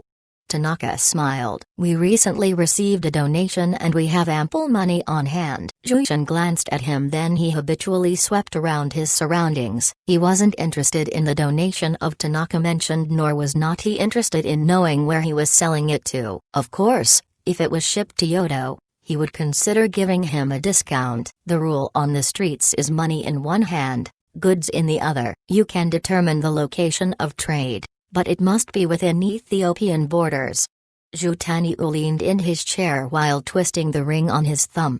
The main component of bath salts was MDPV, a chemical mainly found in Arabian tea. Ethiopia was one of its main producing areas. "No problem. 10 tons of salt." "What is Mr. Zhu's offer?" Tanaka nodded with a grin. 3 million. Japanese yen? Zhutanyu burst out laughing. From Tanaka's embarrassed look, he already knew he couldn't afford it. "I thought this was going to be a deal, but it turned out to be a poor man." The buyer had no money, so the deal naturally fell apart. Zhutanyu stood up and was prepared to leave. If this was elsewhere, He might have considered chopping 2 fingers off of the person who wasted his time, but on this cruise ship, he didn't want to cause trouble. Can you lower the price? Tanaka didn't get up and tried to convince him. How much money do you have? Zhu Tanyu stopped and looked at him with a dubious smile. 5 million Japanese yen. No need to speak further. That's really regrettable then. Tanaka shook his head. His smiling expression didn't change. It seems I have to handle things myself. The same time he said that, he put his finger on his cap. For some reason, Zhu Tanyu began to feel a strange sense of alertness. Chapter 697. 100% human. Drowsily, Zhu Tanyu gradually regained his consciousness. His body was restrained, his limbs were firmly restrained, and 2 steel rods were also tied to his back. He tried to move, but he couldn't. He couldn't even bend his knees nor sit up. His suit was still on him, and his back felt wet. There was a dripping sound. Zhu Tanyu opened his heavy eyelids and began to observe his surroundings. In the pitch-black cabin, he could make out that he was in a bathtub and the tap was dripping. Beside it, a grinning face was watching him. "Oh, you're awake?" The annoying flat cap. Zhu Tanyu stared at Tanaka in horror as if he had just seen a ghost. He wanted to say something, but only a muffled noise came out as his taped mouth couldn't articulate a single word. "Oh, I almost forgot. You can't speak now." Tanaka ripped off the tape on his mouth and threw the crumpled tape into the garbage. "Are you a human or a ghost?" Impossible. His heartbeat and pulse disappeared. How could he still be alive? Zhu Tanyu frantically thought in his mind. 100% human, you and I. He shrugged. His body leaned closer to the bathtub and he stared at the horror in Zhu Tanyu's eyes. With a smile, he said, "Mr. Zhu, will you cooperate with me?" After his initial fear, Zhu Tanyu had already calmed down. From the Golden Crescent to the Gulf of Aden, he traveled extensively in Western Asia for many years. He wasn't a simple character himself. At the moment, his mind turned fast, trying to determine the person in front of him was a killer hired by the enemy or a kidnapper looking for riches. If it was the former, this guy wouldn't talk much nonsense. If it was the latter, some money should suffice. An Interpol officer? By this person's means, it didn't look like it. "How much do you want?"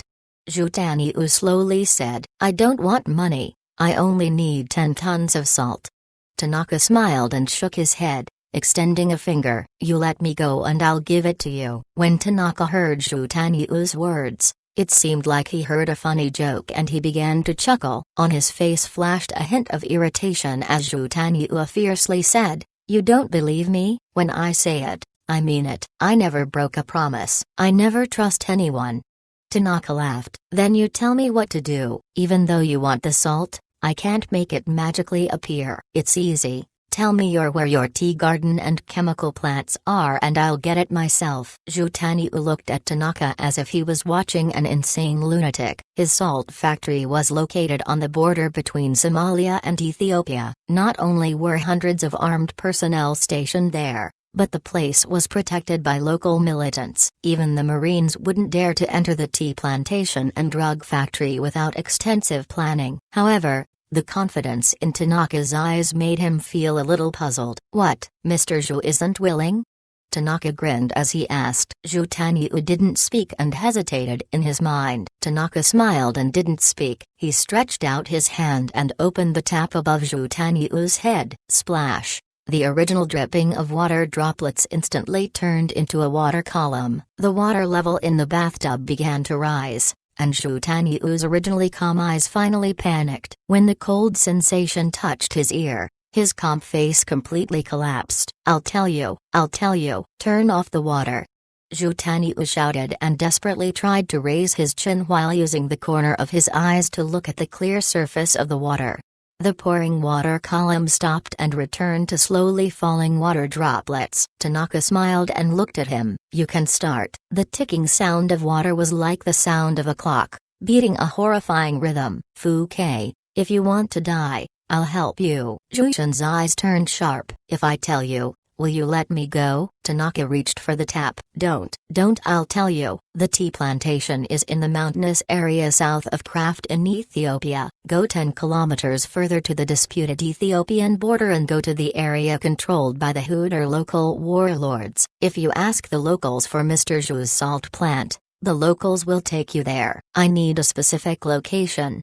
Tanaka picked up a tablet from the table next to him and placed it in front of Zhu Taniu. He took a stylus and stuffed it in Zhu Taniu's mouth. Point to it. He bit the stylus like candy. Zhu Taniu desperately tried to raise his head and pointed to 2 spots on the enlarged map, then spat out the pen. He looked at Tanaka and said fiercely, I already told you the location. Can you let me go now? After being a tycoon for so many years, he had never fallen so hard like this. Zhu Taniu already made up his mind. If he escaped from this man's hands, he would catch this guy, use the cruelest means to torture him, and make him regret living in this world. But he still didn't understand why someone with a stopped pulse and heartbeat could suddenly come back alive. When did I say I would let you go? Tanaka said with the same grin. You lied to me. Zhu Taniu's eyes widened and he looked at Tanaka in horror. Mr. Zhu can rest assured that your salt factory will prosper in my hands. Having said that, Tanaka stood up and opened the tap to the max.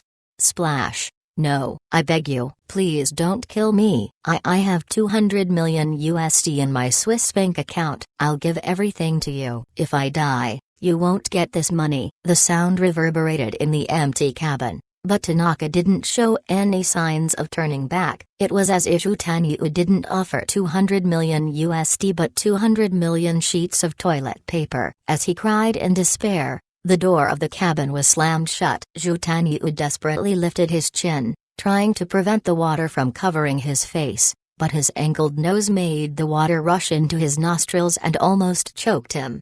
He was unable to shout after the water entered his mouth. The tip of the water immersed his nose. He couldn't breathe. He desperately struggled to get out of the bathtub, but the rope was too tight and the steel behind him locked him to the bottom of the tub. No matter how he twisted like a worm, he was unable to lift his head out of the water. His consciousness began to diminish. He had no strength left to struggle. He powerlessly sank in the water. Vaguely, he heard the sound of gunshots, explosions, and something being kicked open, but he had no ability to distinguish what it was. Chapter 698, Boarding the Cruise. In public waters, the Royal Caribbean cruise broke through the tide. Not far away, 2 Black Hawk helicopters approached the target, slowing their flight speed and remaining parallel with the cruise ship. At the moment, Zhang Chen was sitting in a helicopter looking out the window at the cruise ship when his brows furrowed. Blood. There was blood everywhere. On a white painted wall,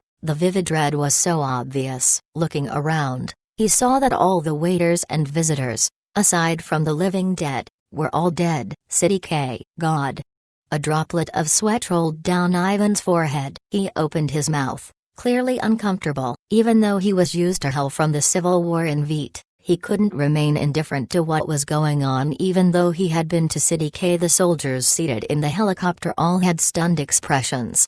Zhang Chen's expression was fairly normal. After all, this scene wasn't too out of place in the apocalypse. From his position, he could clearly see a beautiful woman wearing a bikini, dangling half her head and staring at the sea blankly. There was also a man with an exposed stomach, lying on the ground, and also, we might be in trouble. Do you want to hand things over to UN? Ivan looked to Zhang Chen. The radio life signal detection device found signs of human life in all corners of the cruise. It was present in bars, kitchens, and some rooms. Like the T-virus in City K, not all people were infected at once, and many people became zombies only after their second infection. Of course, there were always the unfortunate ones who couldn't become zombies even after their second infection. Those people tended to become zombies' food, dying from zombies by being torn into pieces agonizingly. Bored, Zhang Chen said expressionlessly. But Ivan's expression was hesitant. Firing approved. After taking a deep breath, Ivan nodded. Understood. Up until now, The UN still hadn't drawn a conclusion on the infectious events that erupted in City K. The fact that the shooting of zombies didn't constitute a crime against humanity remained vague under international law. No one wanted to bear the name of the executioner. No one wanted to have an antidote that could cure the infection eventually in the future, as they would be tried by the families of the deceased and the International Court of Justice. But now, there was no time to think. Zhang Chen wanted to know why an infection broke out on the cruise ship. Kurofune, who had been silent for nearly a year, surfaced again. He couldn't miss this opportunity. What's more, the uniqueness of Kurofune meant it would be inconvenient for it to be disclosed to the United Nations. His intention was to collect all the clues and destroy them before they were handed to the United Nations. Of course, fighting videos were essential. The two Black Hawks descended in tandem and dropped ropes from the hatches on the sides. Hooks hung on the ropes, and a total of 12 heavily armed soldiers slid down to the open swimming pool. After the sudden appearance of these living creatures, the zombies shifted their blank gazes in their direction. The soldier taking the lead took a deep breath, made two hand gestures to his comrades behind him, quickly lifted his muzzle and shouted, "Fire!" An orange-yellow light flashed and rifle bullets rang out on the cruise ship's deck. Roar! Howling, the zombies rushed toward the landing soldiers. The two Black Hawks adjusted their angles. The gunners fixed their grenade launchers on the steel staircase providing access to the deck, and pulled the trigger. Boom! Steel fragments mixed with flesh filled the air. The staircase was blown into iron slags. The zombies fell back down in an attempt to rush from the bottom floor to the deck. Under cover, the soldiers landing on the deck were divided into two teams and quickly rushed to the stairs. Under the protection of kinetic skeletons, zombie teeth and claws didn't pose a threat to the Celestial Trade soldiers. The residual T-virus wasn't a threat at all to those who injected the E-grade genetic vaccine. Team A headed to the captain's room and Team B began to rescue survivors. Because of the nature of the incident, the Level 4 warning was upgraded to a Level 2 warning. Celestial Trade Marines were on board a small landing ship to provide reinforcements. Zhang Chen glanced at the cruise ship under thick smoke and took the combat video tablet from Ivan. Garrett, a former Marine Corps soldier, previously served in Iraq. Like most comrades, he chose to join a private military contractor after retiring. Originally, he considered Blackwater and Trefoil Jungle, but he chose Celestial Trade in the end. He really didn't want to go back to the God-forbidden place known as Iraq. His dream was to live the rest of his life on the picturesque West Pacific Island and risk his life for Wall Street tycoons and gardeners living in the White House. What's more, his salary from Celestial Trade wasn't low, and after retiring, there would also be a generous pension. Unfortunately, reality seemed to differ slightly from his ideal. He not only didn't get any rest, but at the beginning of the year, he was fighting a modern war. He was also then airdropped into zombie-filled Kijia for peacekeeping. Was this really a military contractor? Fortunately, the income Celestial Trade provided was great. The high-tech equipment offered great protection, and the military casualty rate was also shockingly low. Sometimes, he couldn't help thinking that the kinetic skeleton he was wearing was far superior to the one from DARPA's lab. DARPA was known as the Defense Advanced Research Projects Agency, also known as SHIELD. From the Internet to the GPS, they were behind all the technical innovations. Since he had excellent combat qualities, he was incorporated into the Celestial Trade Rapid Reaction Force after the Moro War. Originally, he thought his days would be more leisurely, but he ended being unlucky once again. Those damn zombies. Hell, where did they come from? He crossed the red carpeted hallway and made it into the hall entrance. The captain's room was located on the top floor just above the lobby. The power system hadn't been interrupted, and the shortest distance to get to the captain's room was by the elevator. After confirming the route from his helmet screen, Garrett gestured at his comrades to prepare to break in. His kinetic skeleton activated, and his kick directly busted open the metal gate of the lobby, sending the zombies behind the door flying. Garrett directly smashed a zombie's brain. Without any hesitation, He raised his rifle and pressed the trigger along with his comrades, who broke into the two sides of the door. Bang! Bullets shredded the wooden decorations and zombie flesh pieces scattered the empty lobby. As seen from the clothes strewn about, a ball was underway when the infection broke out. Halfway through the ball, the singing stopped abruptly, and the men and women on the dance floor began to bite each other. He felt nauseated thinking about that alone. Zombies continued to rush at them, and the fire network formed by the group of 6 gradually began to lose its effectiveness. Garrett fiercely gestured to his comrade, Norman, the main gunner. He understood and took out a grenade launcher from his backpack and launched a grenade at a zombie-dense spot. Boom! 10 zombies exploded. The ones who didn't die but lost their arms and legs fell to the ground and twitched. Then 5 rounds of grenades flew out and the dense crowd of zombies was gone. Garrett and others at the door kept firing and quickly cleared the area. Area cleared. Relieved, Garrett lowered his rifle. But just then, an intermittent call for help came from the corner of the hall. Help! Help me! Norman had just dropped the grenade launcher and he immediately lifted the assault rifle in his hands. It's survivors. Maybe they're infected. Rescue? Garrett was silent for 2 seconds.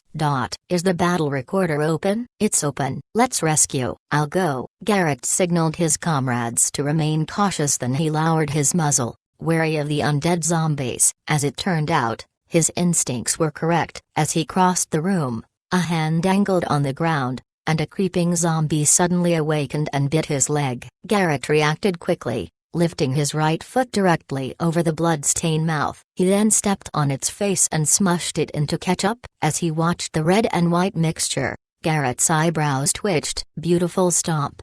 Bill whistled. I think the captain needs to apply to the company to get some reimbursement to cover the psychiatrist's bill. Norman squeezed his eyebrows.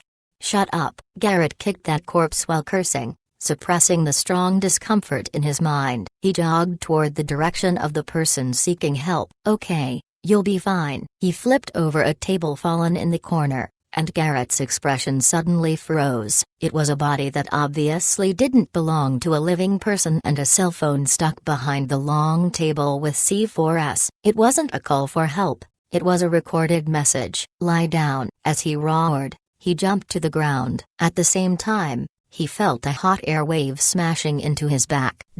Boom. Dust exploded, covering the entire hall. It was more than just one long table. Almost 1/3 of the long tables were mounted with cigarette box-sized C4S hidden by tablecloths, almost impossible to notice.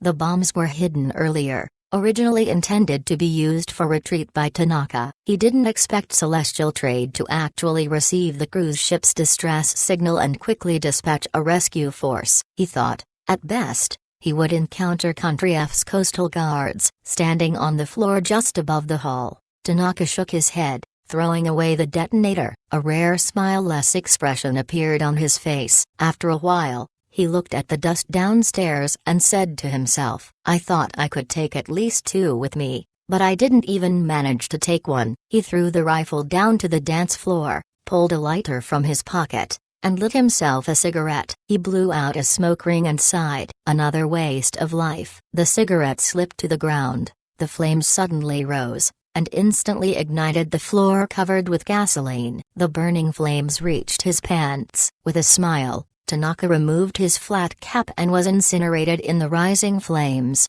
Chapter 699, Permission to Arrest. The power system was interrupted and the hall plunged into darkness. The only thing visible was the flames burning on the platform just above the hall. Burning droplets dripped from the edge of the platform continuously and the burning thick smoke gathered above like heavy clouds. Cough cough. Norman pushed down the stone slab on his chest and stood up with his rifle. The polyethylene bulletproof plate on his chest was cracked and pressed against his ribcage. He called out the hologram screen and deactivated the front armor. He heard the sound of air being filled as he ripped off the armor in front of his chest. Dust was everywhere. Garrett. Norman, who regained his breath, opened his helmet mask and shouted, Damn, Bill. Cough. I'm not dead. I'm here. The sound came from the radio channel. Upon hearing the sound, Norman immediately turned on his tactical flashlight, searched around, and soon saw a hand sticking up in the gravel pile. Norman ran to it with his rifle. He moved the stone pressed against Bill and pulled him out of the rubble. Under the driving force of the kinetic skeleton, this weight was nothing at all. SHT, my leg would have been gone if I was there a bit longer. As he collapsed by the side, Bill gritted his teeth and extracted his deformed right leg armor. Then Norman rescued 3 other comrades one after the other, but he didn't find his captain Garrett. Garrett, damn it, where are you? The life signal detection device was on the captain, who happened to be missing. Norman anxiously scanned the captain's previous position, but the blast had already sent Garrett to God knew where. Not to mention he could be dead or alive. What about the mission? Bill, you go with Sean and Freddy to the captain's room. Jim and I will stay here to search for the captain. Okay.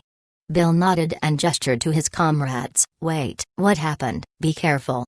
Norman looked at him in the eyes and said seriously, our enemies aren't just zombies. A few figures suddenly dashed in from the entrance. Norman, Bill, and others immediately raised their rifles. Both teams aimed at each other. Tactical flashlights under the muzzle forced him to narrow his eyes. He couldn't see who was at the door. Just then, a hoarse voice entered the communication channel. Friendly. Norman was taken aback. He immediately confirmed the presence of green dots on the map, then lowered the rifle in his hands. It seemed that after the explosion, they were in a coma for some time, and at this time, the reinforcements arrived. From the digital camouflage kinetic skeleton, the other team was indeed the Marines, the primary task unit of Celestial Trade. Norman, like Captain Garrett, was transferred from the Marines to the Rapid Response Force, so they were on familiar terms. But what he hadn't expected was an unexpected person behind the force. Zhang Chen, Celestial Trade's boss. Why would he show up here? Soldiers entering the hall divided into 2 teams, a team to open the life detection device to join the search and rescue work, and the other team stayed by Zhang Chen's side. Under the protection of more than a dozen Marines, Zhang Chen walked up to Norman. Norman put down his rifle, stood up straight and saluted. What happened? Zhang Chen glanced at the fragments around the place and asked in a deep and concerned tone. We broke into the hall and cleared the zombies. The captain heard a cry for help and walked over, but someone detonated a bomb, Norman immediately reported. Zhang Chen nodded and remained silent, but he looked directly above the hall platform. The interior decorations were ignited and the fire had begun to spread. Even across a distance of 10 meters, he could still clearly feel the rising heat waves. After a brief silence, Zhang Chen suddenly laughed, shook his head and said to himself, "It seems my approach was too merciful." "Sir?" Norman asked with confusion. "Nothing. I just think that treating some villains should be like treating zombies. Before they cause any more harm, shoot them, regardless of the consequences, and make their heartbeats stop." "Sergeant Norman, do you agree with me?" All along, Zhang Chen hadn't cared too much about the Kurofune. Or, even if he cared, he didn't invest too much energy to investigate. Takeda Pharmaceutical was a Nippon-owned company and was a reputable firm in the country. However, there was a high risk of executing military operations in developed countries, not to mention that FBA and SIB had been involved in the investigation. So, Zhang Chen also didn't concern himself with it. He sent a ghost agent, but he didn't authorize her to execute a capture, or infiltrate and carry out other illegal espionage activities. Instead, he simply wanted her to gather intelligence. Originally, he thought Kurofune would be restrained by the Nippon government to some extent, but he was wrong. Although affiliated with the government, they obviously didn't completely listen to the government. After all, counting on a bunch of terrorists who wanted to destroy humans was impractical from any perspective. Soon, the Marines dragged Garrett out from the rubble. "Still alive?" Zhang Chen asked. "His life signal is active, but it's weak and he needs urgent medical treatment," replied the soldier who carried the stretcher. "Go quickly." "Roger." The fire was spreading ablaze, and the soldiers beside Zhang Chen stepped forward and whispered to him. "The fire is out of control, Commander. Please retreat." Zhang Chen nodded and said nothing. He turned and left. Escorted by a soldier, Zhang Chen returned to the helicopter. Looking at the cruise ship, The fire had spread to the middle of the cruise ship. The cruise ship was like an alcohol lamp floating on the high sea. 200 survivors curled up on the deck of the rescue boat with no joy of survival on their faces. There was only deep horror. 3,000 tourists in total, who had bought tickets to enjoy the holidays, hadn't expected such hellish terror to break out on the Pacific Ocean on this beautiful day. A child wailed to his mother, a man gently patted a woman's back and said words that couldn't even comfort himself. Medical staff on the deck traversed throughout the crowd, checking their bodies and injecting Future Biology's anti-T-virus vaccine. The evacuation was successful. Some were wounded, but no one was fatally hurt. The worst off was Sergeant Garrett. The explosion damaged his spine. He would probably have to spend the rest of his life in a wheelchair. The fire was becoming more ferocious. Once it reached the fuel tank, the cruise ship was likely to explode. In order to prevent themselves from being affected, the helicopters and rescue boat evacuated immediately. Zhang Chen looked expressionlessly at the cruise ship disappearing. Just then, his phone suddenly rang. He picked up. Hey, among the survivors was a man called Zhu Taniu. When we found him, he was being tied up in a bathtub full of water. When he was rescued, he was unconscious. We suspected he might be associated with this terrorist attack, so he's under intensive care and being monitored by our medical staff. You did well. Send him to New Moon Island, and I will personally ask him. Yes. After he hung up the phone, Zhang Chen called Aisha. Order the ghost agents to go to Nippon. Within a week, I'd like to see the president of Takeda Pharmaceutical appearing in the interrogation room on New Moon Island. Chapter 700. Do you want to seek revenge? In Koro Island Hospital, Garrett stared at the ceiling in a daze. He was under 30 years old, but the doctor told him he would spend the rest of his life in a wheelchair. He had seen the diagnosis and also signed on it, but he couldn't accept the facts. Celestial Trade had excellent welfare. If he lost his ability to work due to work-related injuries, not only would he receive a large sum of discharge funds, but the rest of his life would be guaranteed by Celestial Trade. However, no amount of money could make him smile. He would rather not have the money if he could have his health back. But he knew it was impossible. With present-day medical conditions, it simply wasn't enough to cure his injury. The door opened and an unexpected person appeared at the door. Garrett nodded. Forgive me for not saluting you. It's a miracle I can still joke with you. Zhang Chen smiled and went to the bed. You can still joke. Looks like you're in a good mood. Garrett shook his head. No, this isn't a joke. I'm telling the truth. I know. Zhang Chen nodded and looked at the flowers on the nightstand. Has your wife been here? Yes, Garrett replied. I'm really sorry about your injury. No, you don't need to be sorry. Garrett shook his head. Thanks to the kinetic skeleton's protection, I'm still lying here, staring blankly. Looking at his legs, Zhang Chen pondered for a moment and suddenly said, Do you want to seek revenge? Revenge? Well, against those who took your legs. Garrett laughed with self-mockery and shook his head. You're joking with me again. I can't even walk out of bed, let alone seek revenge. I have to rely on my nurse to help me eat dinner. What if I say, I have a way to help you stand up? Zhang Chen said with a smile. Garrett was astonished. He wanted to say that was impossible, but he suddenly remembered his commander's other identity. President of Future Group. There was no such thing as impossible to Future Group. Whether it was artificial intelligence or virtual reality or graphene, they always created unbelievable miracles in front of people's own eyes. If that was Zhang Chen's promise, perhaps it would come true. Garrett gulped and prepared to speak. But I have to remind you that the operation has a 10% success rate and will have to replace your entire damaged spine with titanium, then install a special electronic neuron module. I guarantee that even with tranquilizers, this surgery will be extremely painful. The success rate was 40%, but the pain would be real. After all, it was an operation done on the nerves. Zhang Chen wanted to know Garrett's limits, so he deliberately exaggerated the failure rate of the surgery. Garrett took a deep breath. Zhang Chen originally thought he would be afraid, Zhang Chen didn't think he still had the energy left in him to joke. "Will I become Captain America?" Zhang Chen was stunned by the question, then he pleasantly laughed. "Of course not. Maybe you'll be stronger than him."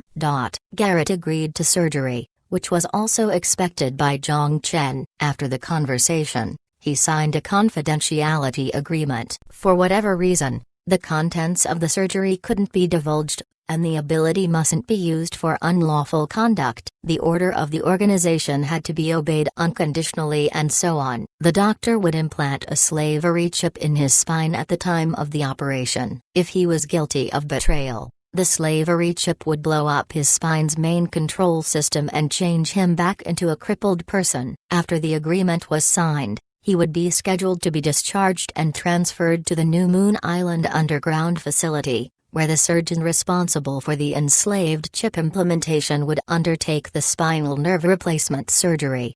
Even though Zhang Chen acquired some medical equipment for the surgery from the apocalypse, the mortality rate of the operation was still high under modern world medical conditions. However, while he was being taken to the hospital, Garrett's expression was unusually calm. He would rather die on the operating table than sit in a wheelchair for the rest of his life. Even that meant that from now on, he would wear a dog chain, do some dirty work for Zhang Chen, and carry out more dangerous tasks than ever before. Luckily, the operation was very successful. The surgery not only replaced his spine but also replaced the bones in his limbs. Now, even without relying on the kinetic skeleton, he could bend a steel plate and pick up a car. He had a 6-inch graphene circuit board, integrated retinal imaging, radio live signal detection devices, AV control components, and motion signal modems implanted in the posterior cranium. Intuitively speaking, as long as he had a rifle, he could easily take on a team if both sides had no support on the battlefield. The environment would make no difference. At the same time Garrett's operation was completed, Zhang Chen saw Zhu Taniu, who regained his consciousness in a ward on New Moon Island. Zhu Taniu made out the person visiting him and looked surprised. "Zhang Chen, do you know me?" Zhang Chen looked at Zhu Taniu unexpectedly and asked with a smile, "Who in this world doesn't know you?" Zhu Taniu smiled feebly. "Drug lords also read the newspaper?" Zhu Taniu's expression didn't change. "It seems nothing can blind Mr. Jiang's eyes. The Xiangjian government asked me about you and I told them you weren't on the list of survivors," Zhang said with a smile. "What do you need me to do?" Zhu Taniu's eyes closed and he spoke with straightforwardness. "Do you know this person?" Zhang Chen took the tablet from the bodyguard and threw it on Zhu Taniu's bed. Zhu Taniu opened his eyes and glanced at the screen. His face instantly changed and he squeezed out a few words from his clenched teeth. "I would recognize him even if he turned into ashes." "Tell me what you know," said Zhang Chen. "He tied me in the bathtub, turned on the tap and drowned me," Zhu Taniu said with hatred. "Reason?" He hesitated, but with a sigh, he honestly confessed. "At that time, we were talking about business on the deck and he proposed to buy 10 tons of salt from me." "Salt?" Zhang frowned. "Bath salt, a kind of drug extracted from Arabian tea." Zhu Taniu looked at Zhang Chen, paused for a moment then said, "But then I realized he only had 5 million yen, not even enough for a fraction, so the deal fell apart." When he said this, Zhu Taniu's face looked like he had just seen a ghost. "What happened?" Zhang Chen asked quietly. Zhu Taniu took a deep breath to force himself to calm down. Then he took off his hat, and the whole person fell on the table. No breathing, no heartbeat, no pulse, dead. "Yes, I thought he was dead, but a strange thing happened next." "What strange thing?" "Someone died on board." It was definitely a nuisance for someone to die on board, especially since my identity is rather special. In order to prevent trouble, I asked my 2 bodyguards to pick him up, pretending he was drunk. Then they dragged him to the end of the boat and dropped him into the sea. As for myself, I returned to the room. Zhu Taniu's face turned paler. In the room, he was sitting in a chair and smiling at me. Zhang Chen was deep in thought. Sure enough, Tanaka was still alive and hadn't died on the plane. The infection was also his responsibility. The problem laid in that hat. The hat was like a switch. He would die after it was removed. The problem was that Tanaka seemed to have more than one life. How did he do it? Zhang Chen furrowed.